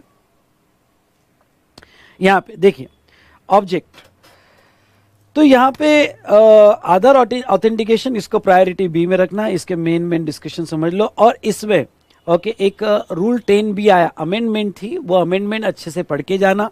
ओके, मैंने अमेंडमेंट्स में कवर किया और वो यहाँ पे भी कवर कर लेता हूँ। ओके, अच्छे से पढ़ के जाना, उसके ऊपर क्वेश्चन आ सकता है। आधार ऑथेंटिकेशन क्या होता था कि भाई इतने फेक इनवॉइस बने, इतने डमी एड्रेस हुए, ओके, मल्टीपल रजिस्ट्रेशन इतने लिए गए, जस्ट ओके यहाँ पे रॉन्ग क्रेडिट लेने के लिए, फेक इनवॉइस बनाने के लिए। तो गवर्नमेंट ने क्या होता था, लोग कंपनी बनाते थे, फेक इनवॉइस इशू करते थे, सामने वाला क्रेडिट ले लेता था ओके फेक इनवॉइस पे, और जो एड्रेस पे कंपनी बनाएगी वहां कंपनी दिख ही नहीं रही है, वहां कोई है नहीं, fake documents, fake invoices, multiple registration लेके बहुत सारे जीएसटी में फ्रॉड हुए। इसलिए गवर्नमेंट ने सेक्शन 25 में एक प्रोसीजर एक्सप्लेन की 25(6)A से लेके 25(6)A, 6B, 6C और 6D। ओके, तो गवर्नमेंट ने जो है यहाँ पे आधार ऑथेंटिकेशन की प्रोसीजर लाई और गवर्नमेंट ने कहा कि देखो भाई, आधार ऑथेंटिकेशन अब ओके जो भी रजिस्ट्रेशन के लिए अप्लाई करेगा उनको जरूरी हो जाएगा। यहां मैं दो पार्ट करता हूं, पहला और दूसरा। पहले ये दूसरा वाला पार्ट ले लेता हूं, फिर पहला वाला पार्ट ले लेता हूं, तो आपको समझने में आसानी होगी। ओके, तो अब देखिए बेटा, पहला हम यहाँ पे person applying for fresh registration, पहले ये वाला पार्ट लेता हूं कि ये आधार ऑथेंटिकेशन जो प्रोसीजर आई, ओके वो प्रोसीजर आने के बाद अब जो भी फ्रेश रजिस्ट्रेशन करेगा उसको आधार ऑथेंटिकेशन करवाना पड़ेगा। सर ये आधार ऑथेंटिकेशन क्या होता है? कुछ नहीं होता है। ओके, REG01 ये आपका रजिस्ट्रेशन सर्टिफिकेट होता है। कौन सा? REG01। REG01 ये आपका रजिस्ट्रेशन सर्टिफिकेट होता है। ओके, वहां एक ऑप्शन आता है, ओके वो आपको क्लिक करना पड़ता है कि आधार ऑथेंटिकेशन, और आधार ऑथेंटिकेशन पे आपने क्लिक किया कि आपको एक मेल आता है, मेल पे एक लिंक आती है, मेल वो लिंक जो है आधार डिपार्टमेंट से कनेक्टेड होती है। जैसे आपने वो लिंक पे क्लिक किया और क्लिक करने के बाद एक OTP आता है, वो OTP आपने सबमिट किया, तो मतलब ये आपने खुद अप्रूव किया कि ये मेरा आधार है और आपने ऑथेंटिकेट किया कि मैं ये पर्सन हूं। कुछ नहीं, मेल पे लिंक आती है, लिंक को क्लिक करो, एक OTP जनरेट होता है, वो OTP डाल दो, आपका ऑथेंटिकेशन खत्म। इसको कहते हैं आधार ऑथेंटिकेशन। तो दोस्तों यहाँ पे अब यहाँ पे जीएसटी में जब भी आप फ्रेश रजिस्ट्रेशन के लिए जाओगे तो आपको आधार ऑथेंटिकेशन का ऑप्शन दिया हुआ है। आपको आधार ऑथेंटिकेशन करा लिया तो उसके कुछ फायदे हैं जो आगे बताऊंगा। हाँ, तो इसमें दो पार्ट है। ओके, इंडिविजुअल होगा तो अपना आधार खुद का आधार ऑथेंटिकेशन करवाएगा। ओके, तो individual shall undergo authentication or furnish the proof of Aadhaar number with registration application in order to eligible to grant the registration certificate। Okay, लेकिन अगर अब यहाँ पे आधार जो मिलता है वो आधार कंपनी का नहीं होता है, वो इंडिया में आज आधार सिर्फ इंडिविजुअल्स को मिलते हैं। ओके, लेकिन हमारे यहाँ तो HUF भी होता है, कंपनी भी होती है, एक्सेट्रा। तो फिर अगर मेरी HUF होगी तो फिर ऑथेंटिकेशन किसका करवाओ? क्योंकि मेरा पैन तो HUF का है। तो ऐसे केस में अगर HUF है तो कर्ता का कराओ, कंपनी होगी तो MD का कराओ या होल टाइम डायरेक्टर का कराओ। अगर AOP एसोसिएशन ऑफ पर्सन होगा तो मेंबर ऑफ मैनेजिंग कमेटी का कराओ, ट्रस्ट होगा तो बोर्ड ऑफ ट्रस्टीज का कराओ, ऑथराइज रिप्रेजेंटेटिव कोई होगा तो वो आपके भी आप पे ऑथराइज रिप्रेजेंटेटिव उसको दे सकते हो, ऑथराइज सिग्नेटरीज होगा या कोई भी person notified by the government, तो आप यहाँ पे आधार ऑथेंटिकेशन करवा सकते हो। आपको एक क्वेश्चन ये एरिया में पूछा जा सकता है कि भाई HUF होगा तो आधार ऑथेंटिकेशन किसका? तो करता, कंपनी होगी तो MD या होल टाइम डायरेक्टर, AOP होगा तो मैनेजिंग कमेटी या ट्रस्ट होगी तो बोर्ड ऑफ ट्रस्टीज। ओके, इनका आधार ऑथेंटिकेशन आपको करवाना पड़ेगा या उनके ऑथराइज रिप्रेजेंटेटिव का करवाना पड़ेगा। सर आधार ऑथेंटिकेशन नहीं करवाना है मुझे अपना आधार ऑथेंटिकेशन, तो गवर्नमेंट फोर्स नहीं कर रही है। अगर आपका आधार ऑथेंटिकेशन नहीं करवाया तो फिर इसमें क्या होता है, आपका रजिस्ट्रेशन मिलने में लेट हो जाता है। क्यों? क्योंकि गवर्नमेंट फिर क्या होता है, आपके प्रीमाइसेस का फिजिकल वेरिफिकेशन करेगी। अगर आपने आधार ऑथेंटिकेशन दे दिया, करवा दिया, तो फिर फिजिकल वेरिफिकेशन बिना किए वो RC देती है। RC मतलब रजिस्ट्रेशन सर्टिफिकेट। ओके, फिर आपका फिजिकल वेरिफिकेशन नहीं होगा, डायरेक्ट आपको RC दे देगी। ओके, और उनको बाद में लगा तो करेगी, अदरवाइज नहीं करेगी, यानी वो फास्ट प्रोसीजर हो जाती है। लेकिन अगर आपने आधार ऑथेंटिकेशन नहीं करवाया तो आपका फिजिकल वेरिफिकेशन हो जाएगा। ओके, तो ये हमने देखा ये किन लोगों के लिए? ओके, जो जिन्होंने फ्रेश रजिस्ट्रेशन के लिए जाना है उनके लिए आधार ऑथेंटिकेशन था। लेकिन बेटा यहाँ पे समझ लो मेरे को फ्रेश रजिस्ट्रेशन नहीं। ओके, जहां तक देखा जाए मैं ऑलरेडी 2017 में रजिस्टर हूं और ये आधार ऑथेंटिकेशन तो 2020 में आया। तो जो ऑलरेडी ओके रजिस्टर्ड पर्सन यानी ऑलरेडी रजिस्टर्ड पर्सन थे, क्या उनको भी आधार ऑथेंटिकेशन करवाने पड़ेंगे? ये तो बात समझ सकते हैं कि जो फ्रेश रजिस्ट्रेशन है उनको करवाने पड़ेंगे और रजिस्ट्रेशन करते वक्त ही ऑथेंटिकेशन की प्रोसीजर हो जाती है। लेकिन वो लोग, सुनिए ध्यान से, वो लोग जो यहाँ पे ऑलरेडी रजिस्टर्ड थे उनका क्या? तो यहाँ एक अमेंडमेंट आई है और ये 3 पॉइंट लर्न कर लेना, 1, 2 और 3। ओके, और वो क्या है कि जो ऑलरेडी रजिस्टर्ड पर्सन है उनको सिर्फ 3 केसेस में ही आधार ऑथेंटिकेशन करवाने पड़ेंगे, अदरवाइज उनको आधार ऑथेंटिकेशन करवाने की जरूरत नहीं है। ओनली 3 केसेस में आधार ऑथेंटिकेशन करवाने पड़ेंगे। कौन से? Application for revocation of cancellation of registration, ये पहला पॉइंट समझ लो। अगर आपका रजिस्ट्रेशन डिपार्टमेंट ने कैंसिल कर दिया होगा, भाई डिपार्टमेंट ने क्यों कैंसिल कर दिया आपका रजिस्ट्रेशन? ओके सर मेरा रजिस्ट्रेशन डिपार्टमेंट कौन होता है कैंसिल करने वाला?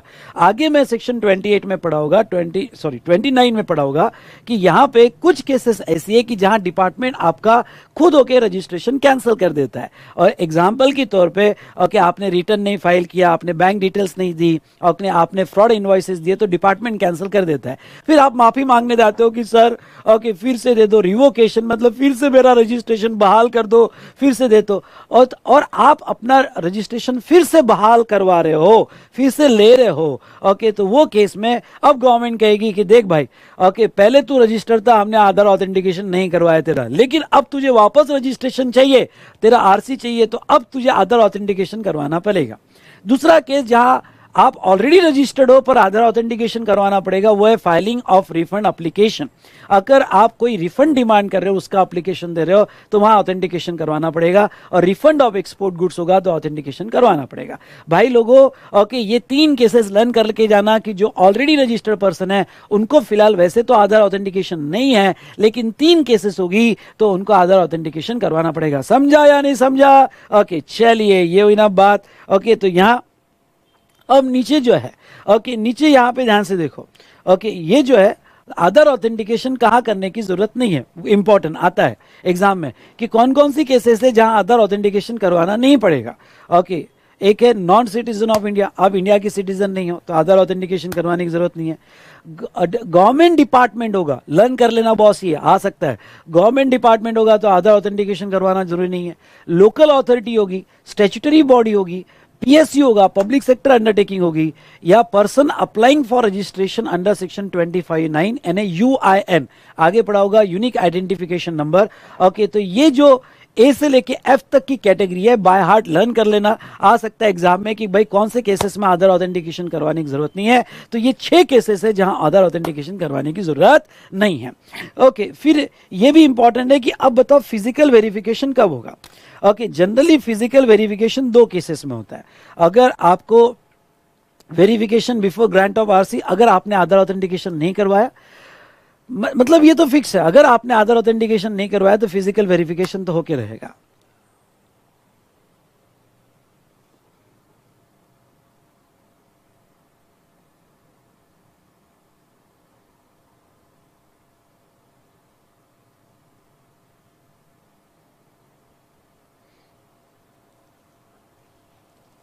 ये 30 गलती से आया है, विद इन 15 डेज चाहिए यहाँ पे, ठीक है। तो आधार ऑथेंटिकेशन या फिर ऑफिसर को कोई डाउट होगा तो वो जो है यहाँ पे आधार ऑथेंटिकेशन करवाएगा, जिसकी रिपोर्ट 15 दिन के अंदर सबमिट की जाएगी। ओके यहाँ पे फिजिकल वेरिफिकेशन की, सॉरी जब डाउट हो तब फिजिकल वेरिफिकेशन होगा, या फिर आपने आधार ऑथेंटिकेशन नहीं करवाया होगा तो फिजिकल वेरिफिकेशन होगा आपके प्लेस ऑफ बिजनेस का, पीओबी मतलब प्लेस ऑफ बिजनेस का। चलिए तो ये हमने कॉन्सेप्ट देखा, यहाँ पे 25(1) और 25 का पूरा आधार ऑथेंटिकेशन का प्रोसीजर। नीचे कुछ प्रोसीजर है मैं एक्सप्लेन करूंगा वो भी। ओके चलो यहाँ पे आ जाओ। इंपॉर्टेंट कंसेप्ट, इंस्टीट्यूट का फेवरेट एरिया है CTP and NRTP, CTP and NRTP institute का फेवरेट एरिया है। ओके चलो मैं थोड़ा आपको पिक्टोरल प्रेजेंटेशन से याद दिला दूं, समझा नहीं सकता, याद दिला सकता हूं, बी केयरफुल। वो टाइम गया समझने का, अब ये रिवीजन सिर्फ याद करने के लिए है या वापस रिकॉल करने के लिए।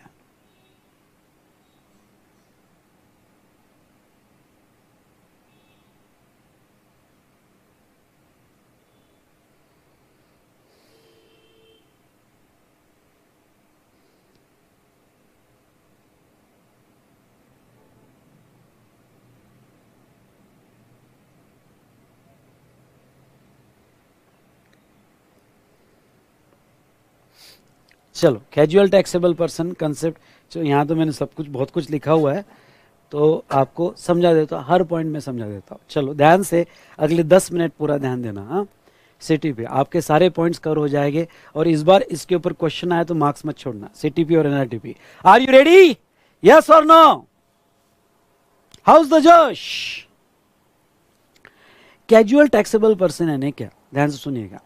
कैजुअल टैक्सेबल पर्सन यानी आप कोई अदर स्टेट में बिजनेस करने जा रहे हो जहां आपकी कोई भी ब्रांच नहीं है और वहां जाके आप सेल करोगे, ओके, वहां जाके आप सेल करोगे, उसको कहा जाता है सीटीपी। ओके, यानी आप गुड्स रिमूव कर रहे हो या आप वहां जाके सर्विस दे रहे हो, वॉट एवर इट में भी, गुड्स हो या सर्विस हो। तो सीटीपी मतलब कैजुअल, टेम्पररी। ओके, सीटीपी मतलब कैजुअल है, टेम्पररी। टैक्सेबल पर्सन, कैजुअली आप टैक्सेबल हो रहे हो, कैजुअली आप टैक्सेबल पर्सन हो रहे हो, उसको सीटीपी कहा जाता है। सीटीपी मतलब you are doing the business in such okay state where you don't have any establishment like exhibition. आप वहां जाके एग्जीबिशन में जाओगे और वहां सेल करोगे, या फिर आप वो स्टेट में जाके रोड साइड सेल करोगे। स्वेटर है, हिमाचल के, आसाम के स्वेटर आ रहे, रोड साइड सेल कर रहे हो, कहीं पे भी सेल करो, पर आप वहां, आपकी वहां पे कोई एस्टेब्लिशमेंट नहीं है, उसको कहते हैं CTP, casual taxable person. Now आपको ये बता दूं, जब आप वहां जाके सेल करते हो, एक्चुअल सेल होती है, तो उसके ऊपर आईजीएसटी लगता है, सीजीएसटी एसजीएसटी नहीं, आईजीएसटी। मतलब आपका जब गुड्स रिमूव होता है तो वो चालान के अंडर रिमूव होगा, क्योंकि तब तो सप्लाई है ही नहीं। ओके, क्यों? क्योंकि अभी तो आप गुड्स रिमूव करोगे, फिर एग्जीबिशन में लेके जाओगे, फिर एग्जीबिशन में वहां लोगों को सेल करोगे, तो जब रिमूवल हो रहा है तब सप्लाई नहीं है, इसलिए रिमूवल अंडर चालान होगा, और वहां जाओगे और वहां जाने के बाद आप लोगों को सेल करोगे as a casual taxable person.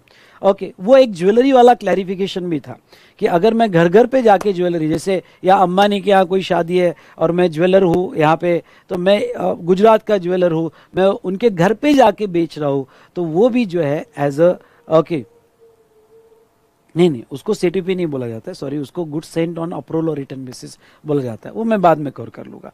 Okay, CTP मतलब आप कोई एग्जीबिशन में जा रहे हो, सुनो, कोई आप एग्जीबिशन में जा रहे हो, ओके, या कोई रोड साइड जाके वहां बिजनेस कर रहे हो, तो उसको सीटीपी बोला जाता है, जहां एस्टेब्लिशमेंट नहीं है। वहां जाके जब सेल करते हो तो लॉ कहता है कि आपको किसका बिल बनाना पड़ेगा, आईजीएसटी का बिल बनाना पड़ेगा। ओके, अब यहां पे सुनो, सीटीपी कंपलसरी रजिस्ट्रेशन में आता है, ऊपर देखो सेक्शन 24। अगर आप सीटीपी बन रहे हो, यानी आप वहां जाके रजिस्ट्रेशन कर रहे हो, तो वो कंपलसरी रजिस्ट्रेशन में आता है। अब कंपलसरी रजिस्ट्रेशन का कॉन्सेप्ट समझ लेना।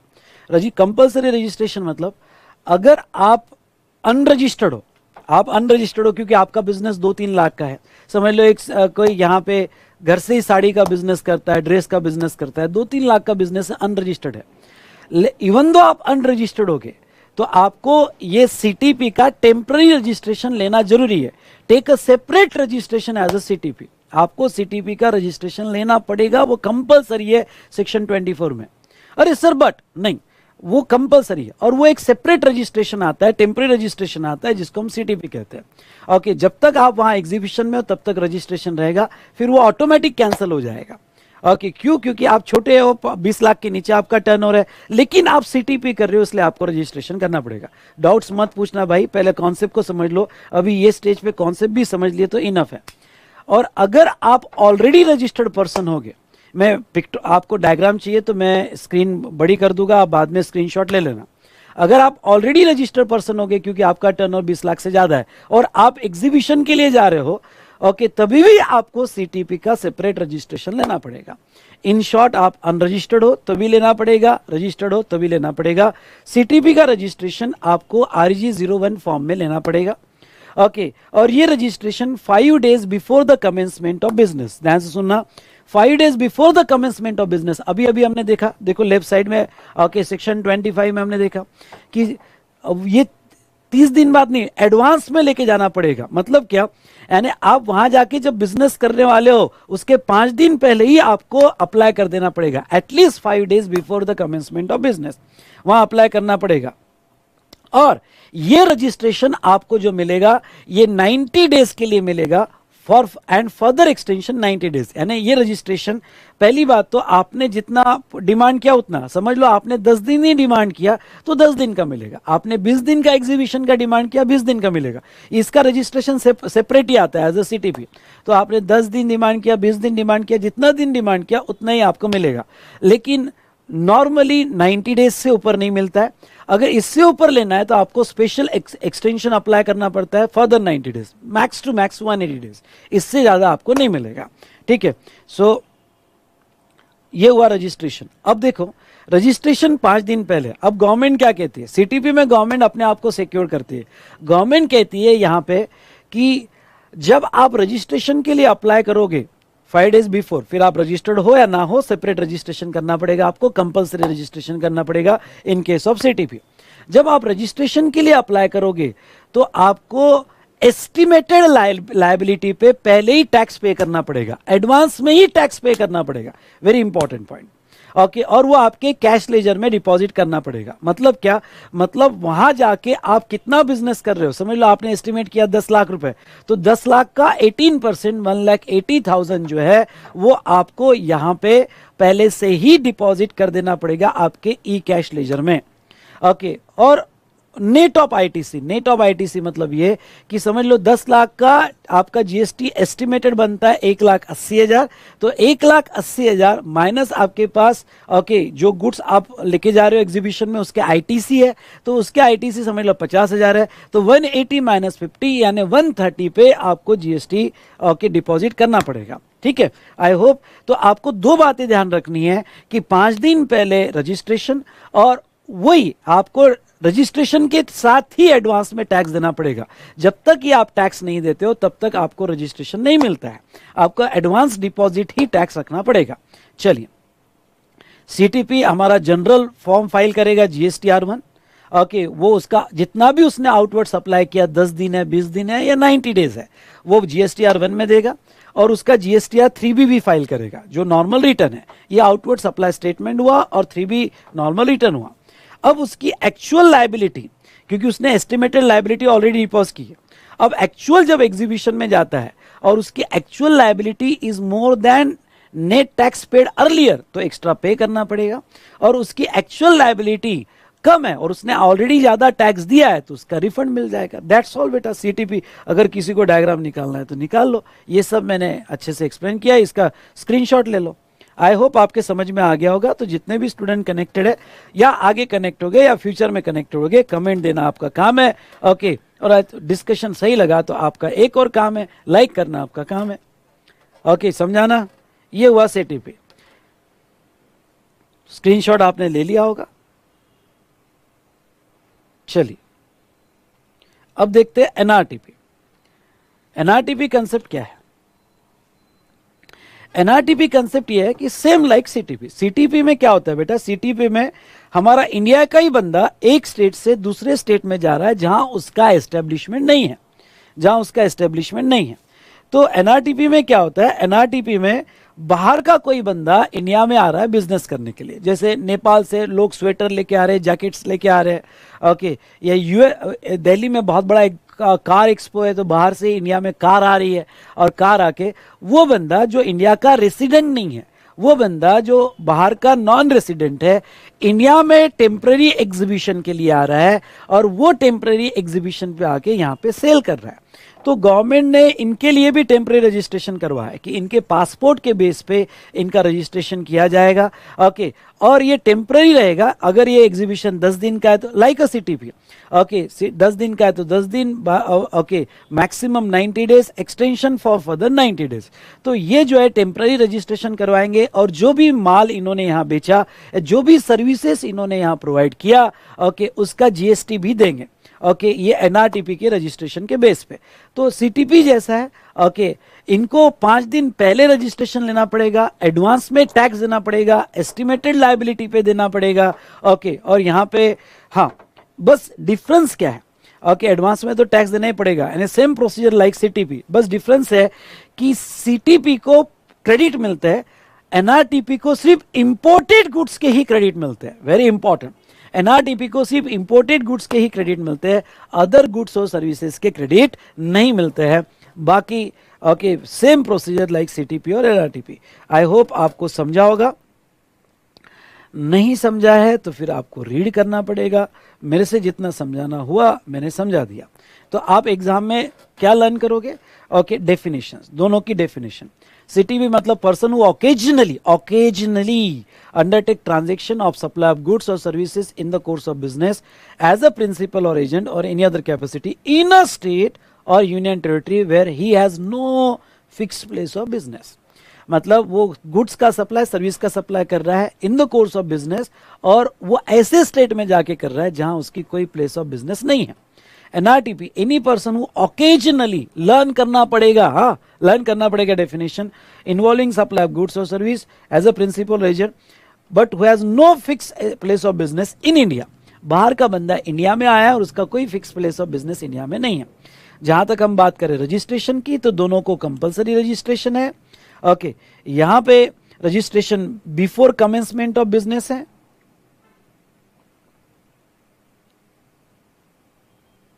5 days बिफोर लिख दो, यहाँ पे 5 days बिफोर, और यहाँ पे भी 5 days बिफोर लिख दो।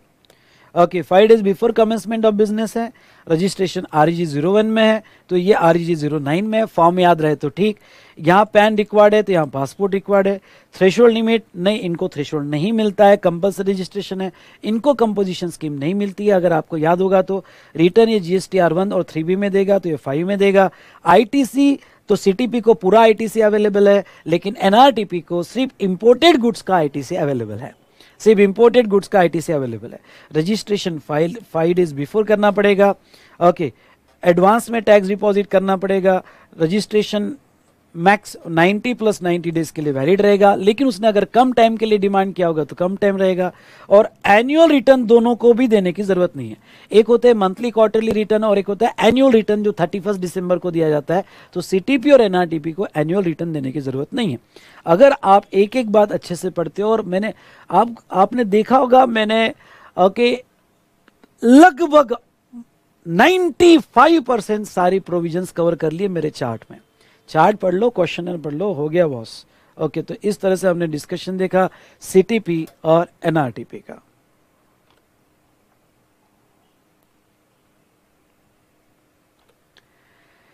ठीक है, चलिए, ये तो प्रोसीजर ऑफ रजिस्ट्रेशन है, डॉक्यूमेंट्स वगैरह, ये आपके लिए होमवर्क, ये पढ़ लेना। ये प्रोसीजर क्या होती है, कैसे डॉक्यूमेंट फाइल होता है। ओके, उस पर सवाल नहीं पूछेंगे। हाँ, ये थोड़ा इसी प्रोसीजर को थोड़ा चार्ट फॉर्म में लिया है, इसी प्रोसीजर को चार्ट फॉर्म में लिया है। ये थोड़ा आपको समझा देता हूँ। इसी प्रोसीजर को चार्ट फॉर्म में लिया है विथ आधार ऑथेंटिकेशन। देखो, अब ध्यान से सुनना, ये प्रायोरिटी B में रखना, लर्न मत करना, सिर्फ रीड करके चले जाना। ठीक है, रजिस्ट्रेशन विथ आधार ऑथेंटिकेशन कैसे होता है, समझ लो। आप रजिस्ट्रेशन के लिए आप अप्लाई कर रहे हो, तो रजिस्ट्रेशन के लिए जब अप्लाई करते हो तो आपके REG 01 फॉर्म जाता है। ओके, REG 01 फॉर्म जाता है, उसमें 2 पार्ट होते हैं। पार्ट ए में 3 चीजें आपसे मांगी जाती है, आपका pan number, mobile number, email ID। ठीक है, पार्ट ए में मांगी जाती है, वो आपका वेरीफाई होता है। पैन इनकम टैक्स डिपार्टमेंट से वेरीफाई होता है, आपका GSTN पोर्टल करता है, मोबाइल नंबर पे OTP आता है और ईमेल ID पे OTP आता है, ये वेरीफाई होता है। वेरिफिकेशन होने के बाद, यानी पैन भी हो गया, मोबाइल नंबर होने के बाद, ओके, फिर आपका एप्लीकेशन एक्सेप्ट कर लिया जाता है, मतलब वेरिफिकेशन हो गया। फिर आपने पार्ट B की इंफॉर्मेशन, इसमें फिर पार्ट B की इंफॉर्मेशन जो है वो यानी आपका एड्रेस, किसका रजिस्ट्रेशन करवा रहे हो, सब प्रिंसिपल प्लेस ऑफ बिजनेस, कौन कौन सा सप्लाई करते हो, वो सारी इंफॉर्मेशन, और आपको सारे डॉक्यूमेंट्स भी अटैच करना पड़ता है। पार्ट B की जो है इंफॉर्मेशन है, तो वो पार्ट B की इंफॉर्मेशन कंप्लीट होती है। वो कंप्लीट होने के बाद आपका एप्लीकेशन रेफरेंस नंबर जनरेट हो जाता है कि चलो आपका एप्लीकेशन एक्सेप्ट हो गया, आपने रिक्वायर्ड डॉक्यूमेंट दे दिए, ओके, आपका एप्लीकेशन एक्सेप्ट हो गया। अब या रिजेक्ट हो गया, अब समझ लो, और आपको उसकी एक्नॉलेजमेंट मिल जाती है। If details are complete and satisfactory, yes और नो, आपने जो डिटेल्स दी सेटिस्फैक्ट्री है, कंप्लीट है, तो आपको RC मिल गई। नहीं तो आपको यहाँ पे REG 03 में नोटिस आती है कि भाई ये खामियां पता रही है आपके रजिस्ट्रेशन में, वो दो। आपको 7 वर्किंग डेज में वो खामियां पूरी करनी पड़ती है। वो पूरी करने के बाद फिर से ऑफिसर चेक करता है कि आपने जो भी खामियां थी पूरी की क्या। अगर वो यस है तो आरसी मिलेगी, नो अगर नो है तो रजिस्ट्रेशन आपका कैंसिल कर दिया जाएगा। ठीक है, तो अब इसको ही बेस लेके उससे ही कनेक्टेड ये डायग्राम है। अब इसमें थोड़ा फ्लेवर में आधार ऑथेंटिकेशन का डाल रहा हूं। जैसे आपने एप्लीकेशन फाइल कर दिया, पार्ट ए और पार्ट बी की इंफॉर्मेशन कंप्लीट कर दी, आपने पार्ट ए और पार्ट बी की इंफॉर्मेशन कंप्लीट कर दी, साथ साथ में आपको एक ऑप्शन होता है, क्या आप आधार ऑथेंटिकेशन करवाओगे? ए मतलब लिख दो आधार ऑथेंटिकेशन, या नहीं करवाओगे? आपने कहा मैं करवा लूंगा, आपने ऑप्ट कर लिया और आपने ऑप्ट नहीं किया। ओके, ऑप्ट कर लिया और नहीं किया, समझ लो आपने ऑप्ट कर लिया, तो आपको 15 दिन के अंदर जो आपके मेल पे आधार ऑथेंटिकेशन की लिंक आई है उसको क्लिक करके ओटीपी फिलअप करना पड़ता है। अगर वो आपने 15 दिन के अंदर करवा ली तो अच्छी बात है, तो फिर आपका डेट ऑफ एप्लीकेशन जिस दिन आपने ऑथेंटिकेशन करवाया, यानी आधार लिंक पे क्लिक करके ओटीपी सबमिट किया, तो वो आपका डेट ऑफ एप्लीकेशन माना जाएगा। उस दिन माना जाएगा कि आपने एप्लीकेशन दिया है जिसमें पार्ट ए और पार्ट बी की इंफॉर्मेशन कंप्लीट की है। अब क्या होता है भाई, आपका ये डायग्राम के साथ ले दो, आपका एप्लीकेशन आ गया, आधार ऑथेंटिकेशन हो गया। अगर इंफॉर्मेशन सेटिस्फैक्ट्री है और नहीं है, अगर सेटिस्फैक्ट्री है तो वही वो मैं टेबल में ले रहा हूं। अगर कोई डेफिशिएंसी नहीं है आपके एप्लीकेशन में और डेफिशिएंसी है, अगर कोई डेफिशिएंसी आपके एप्लीकेशन में नहीं है तो आपको 7 वर्किंग डेज में आरसी दे दी जाएगी, यानी जो आपका एप्लीकेशन का डेट होगा वहां से 7 दिन के अंदर आरसी दे दी जाएगी। गवर्नमेंट कहती है अगर 7 दिन के अंदर आरसी नहीं दी गई, रजिस्ट्रेशन सर्टिफिकेट नहीं दिया गया, तो डीम टू बी ग्रांटेड, यानी मान लो कि मिल गई आपको आरसी। थोड़ा प्रैक्टिकल लाइफ में मुश्किल है, पर ऐसा समझो कि आपको आरसी मिल गई, बस 7 दिन से ज्यादा हम आपको लेट नहीं करेंगे। अगर डेफिशिएंसी नहीं, मतलब ये फ्लो में देखा जाए तो आपकी इंफॉर्मेशन कंप्लीट है, यस, तो 7 दिन के अंदर आरसी आ जाएगी। लेकिन डेफिशिएंसी है, ध्यान से सुनो, लेकिन डेफिशिएंसी है।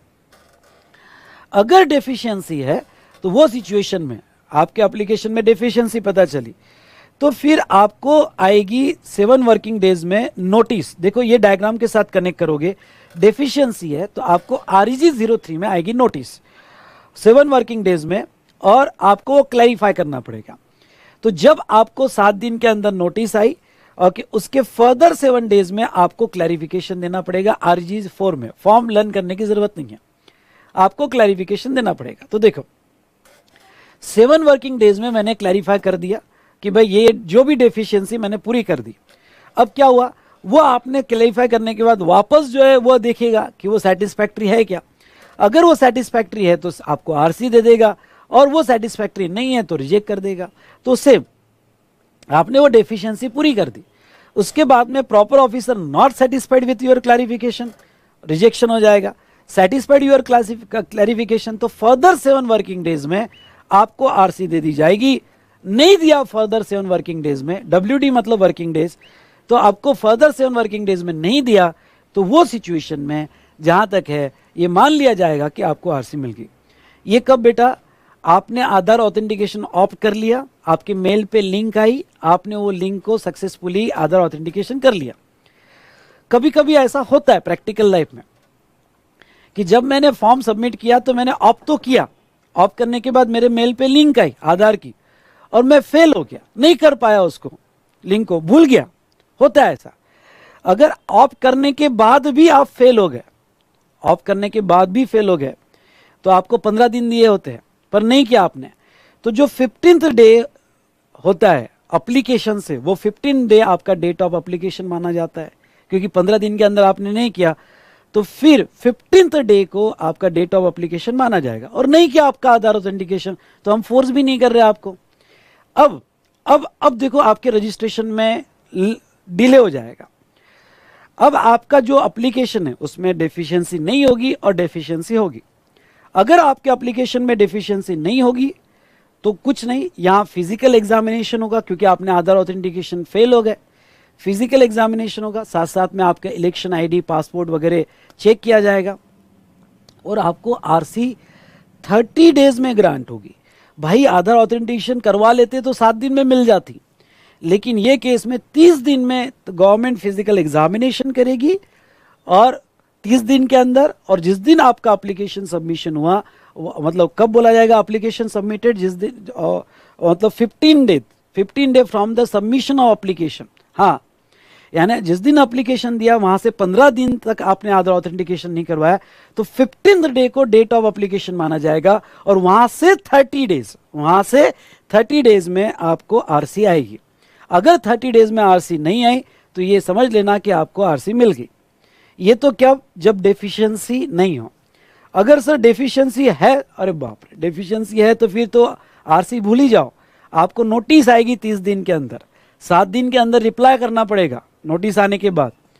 फिर सेटिस्फैक्ट्री नहीं होगा तो रिजेक्ट हो जाएगा, सेटिस्फैक्ट्री होगा तो आपने क्लैरिफाई जब किया वहां से आगे 7 दिन के अंदर आपको आरसी आएगी।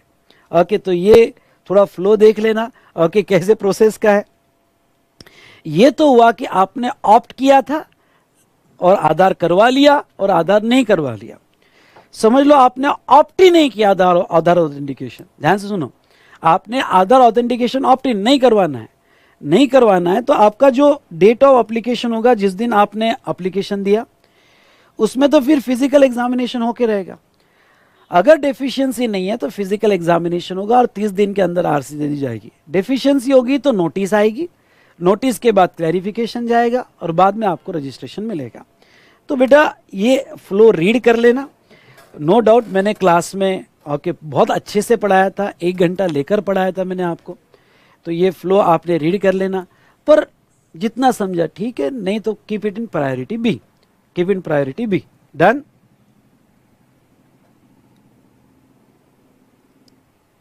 चलिए, अरे यार सॉरी, अब आ जाओ नेक्स्ट इंपॉर्टेंट कंसेप्ट पे। वेरी वेरी इंपॉर्टेंट है, ये वाला छोड़ना मत। यूआईएन मतलब यूनिक आइडेंटिफिकेशन नंबर, लिखना हो तो लिख लो। यूआईएन मतलब यूनिक आइडेंटिफिकेशन नंबर। कुछ केसेस में रजिस्ट्रेशन नहीं होते हैं, कुछ केसेस में जीएसटी में यूआईएन मिलते हैं। एग्जाम में आता है कौन कौन सी केस में यूआईएन मिलते हैं। A specialised agency of united organisation, learn करना पड़ेगा, बाय हार्ट लर्न करना पड़ेगा। multilateral financial institution and organization as notified under United Nations, consulate or embassy foreign countries and any other person notified by the commissioner। अगर United Nation के organisation है या United Nation की agencies है या multilateral financial institution and organisation of United Nations है या foreign embassies है या कोई भी पर्सन नोटिफाइड बाय गवर्नमेंट होगा, ये 4 केस में जीएसटी में रजिस्ट्रेशन नहीं होता है। ये 4 केसेस में यूआईएन मिलता है। अब नोटिफाइड पर्सन में उन्होंने एक नोटिफाइड पर्सन है डिफेंस कैंटीन।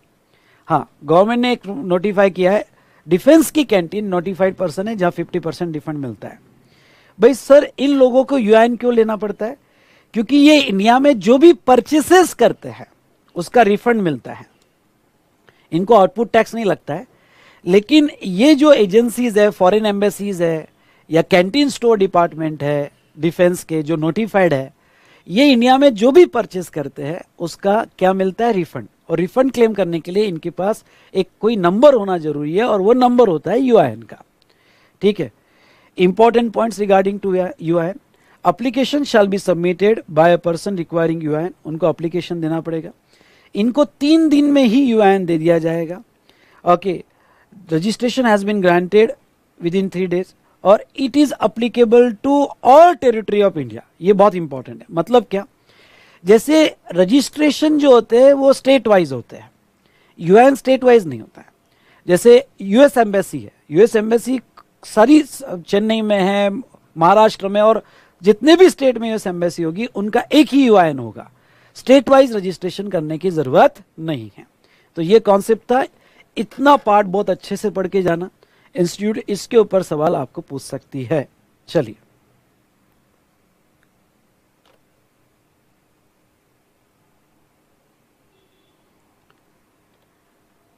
चलो आ जाओ section 26 deem registration.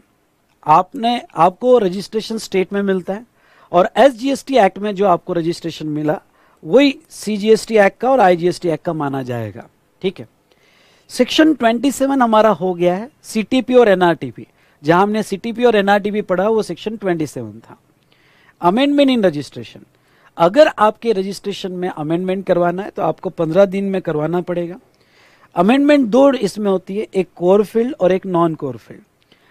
Non core field मतलब मोबाइल नंबर, ईमेल एड्रेस, तो यहाँ ऑफिसर का वेरिफिकेशन की कोई ज़रूरत नहीं है, सीधा सीधा पोर्टल पे जाओ, ईमेल आईडी या मोबाइल नंबर चेंज कर दो, वो इमीडिएट चेंज हो जाएगा। लेकिन अगर अमेंडमेंट कोर फील्ड में होगी, legal name, address, place of business, address of business, directors बदल गए, मैनेजिंग पार्टनर बदल गए, सप्लायर बदल गए, यानी ये ईमेल आईडी और मोबाइल नंबर छोड़ के बाकी किसी में भी चेंजेस हुए होंगे, तो वो चेंजेस का आपको जो है अप्रूवल लेना पड़ता है। नॉन कोर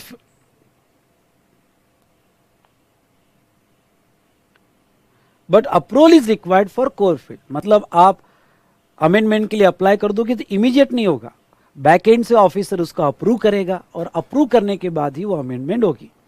ये सेक्शन प्रायोरिटी बी में रखो। ठीक है,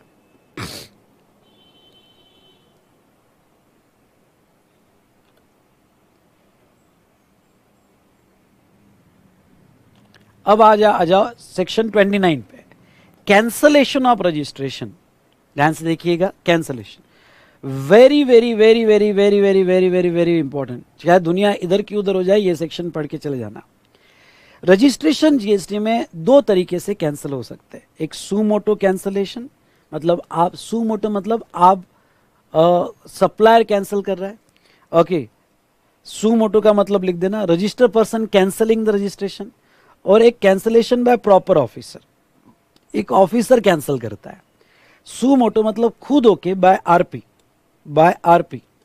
ओके, कब होगा? बिजनेस लर्न, ये सेक्शन लर्न करके चले जाना, चाहे कुछ भी हो जाए।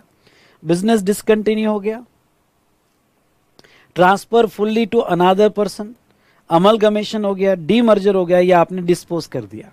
अगर आपका बिजनेस ही नहीं है या किसी और को दे दिया तो रजिस्ट्रेशन कैंसिल करो, फायदा है, क्योंकि जब तक आपके पास रजिस्ट्रेशन है तब तक फॉर्मेलिटी आ जाती है रिटर्न वगैरह की, और आपका बिजनेस ही नहीं तो फिर पेनल्टी भी आती है, इसलिए कैंसिल करो। या फिर change in constitution in the business, मतलब क्या? मतलब पार्टनरशिप फर्म की कंपनी हो गई या प्रोप्राइटर की पार्टनरशिप फर्म हो गई, बिजनेस का कॉन्स्टिट्यूशन ही बदल गया, तो पुराना रजिस्ट्रेशन कैंसिल करो और नया के लिए अप्लाई करो। या taxable person no longer liable to register under 22 और 24 और intended to opt out of the registration voluntary. मतलब क्या? मतलब सेक्शन 22 में आपका टर्नओवर 20 लाख से नीचे आ गया तो आप कैंसलेशन कर सकते हो, या 24 में अब कोई कंपलसरी की कंडीशन नहीं है तो आप कैंसिल कर सकते हो, या आपने वॉलंटरी रजिस्ट्रेशन लिया होगा और अब वो कैंसिल करना है तो आप कर सकते हो। तो ये लर्न कर लेना बेटा कि कहाँ सुमोटो आप कैंसिल कर सकते हो। डिपार्टमेंट आपका रजिस्ट्रेशन कहाँ कहाँ कैंसिल कर सकता है, तो डिपार्टमेंट जो है, डिपार्टमेंट आपका रजिस्ट्रेशन कैंसिल करेगा if does not conduct any business from the declared place of business. POB मतलब प्लेस ऑफ बिजनेस, मतलब जो आपने रजिस्ट्रेशन करवाया वहां से आप बिजनेस नहीं कर रहे हो, तब डिपार्टमेंट यहां रजिस्ट्रेशन कैंसिल कर देगा। इश्यू ऑफ इनवॉइस और bill without supply of goods और सर्विसेज, आपने फेक इनवॉइस दिए विदाउट सप्लाई ऑफ गुड्स और सर्विसेज, तब डिपार्टमेंट रजिस्ट्रेशन कैंसिल कर सकता है। Violate the provision of section 171 यानी एंटी प्रॉफिटिंग मेजर की प्रोविजन आपने वायलेट कर दी तो डिपार्टमेंट कैंसिल कर देगा। Next, violate the provision of section 10 है, मतलब failure to furnish bank detail.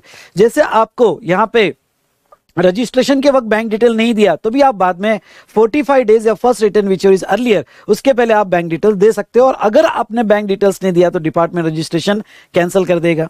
Avail ITC in violation of section 16 और रूल्स मेड देयर अंडर, मतलब विदाउट इनवॉइस आपने आईटीसी लिया, विदाउट जीएसटीआर 2B लिया, विदाउट यहाँ पे गुड्स और सर्विस रिसीव्ड आईटीसी लिया, जो सेक्शन 16 की कंडीशन है, विदाउट फॉलोइंग दैट आपने आईटीसी लिया तो डिपार्टमेंट रजिस्ट्रेशन कैंसिल कर देगा।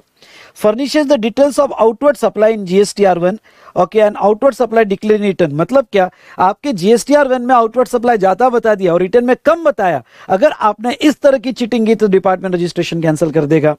Violet the provision of rule 86B, यानी अगर आपको रूल 86B लगता है और आपने 99% से ज्यादा आईटीसी यूज कर लिया तो डिपार्टमेंट के पास पावर है कि वो रजिस्ट्रेशन कैंसिल कर देगा।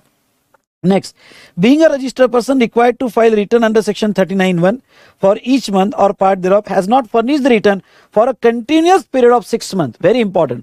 अगर आपने continuous period of 6 months, continuously 6 months GSTR 3 भी नहीं दिए, GSTR 3 भी नहीं दिए तो डिपार्टमेंट आपका यहाँ पे रिटर्न कैंसिल कर देगा। उसके बाद में being a registered person, okay, file a return under proviso to section 39(1). proviso to section 39(1) मतलब QRMP स्कीम, आप लिख देना QRMP स्कीम। अगर आप QRMP स्कीम में हो और आपने रिटर्न नहीं दिया फॉर 2 टैक्स पीरियड, जैसे QRMP स्कीम क्या होती है, क्वार्टरली रिटर्न मंथली पेमेंट, और आपने 2 क्वार्टर के रिटर्न नहीं दिए, मतलब आप मंथली स्कीम में हो तो आपने 6 महीने का रिटर्न नहीं दिया कंटिन्यूअस, और आप क्वार्टरली स्कीम में हो तो 2 क्वार्टर के रिटर्न नहीं दिए तो आपका रिटर्न कैंसिल कर दिया जाएगा। उसके बाद में यहां पे अगर आप कंपोजिशन स्कीम में हो, return of the financial year, composition scheme में आपको ईयर वाइज रिटर्न देने पड़ते हैं, और आपकी जो ड्यू डेट है कंपोजिशन स्कीम में ईयरली रिटर्न देना पड़ता है और ड्यू डेट होती है 30 अप्रैल। तो 30 अप्रैल के बाद 3 महीने में अगर आपने रिटर्न नहीं दिया तो आपका रजिस्ट्रेशन कैंसिल कर दिया जाएगा। आपने वॉलंटरी रजिस्ट्रेशन करवाया और 6 महीने में बिजनेस स्टार्ट नहीं किया, यानी आपने खुद होकर रजिस्ट्रेशन करवाया और 6 महीने में बिजनेस स्टार्ट नहीं किया तो रिटर्न कैंसिल कर दिया, आपका रजिस्ट्रेशन कैंसिल कर दिया जाएगा। और फ्रॉड, अगर आपने फ्रॉडुलेंट डॉक्यूमेंट दिए होंगे तो आपका रजिस्ट्रेशन कैंसिल कर दिया जाएगा।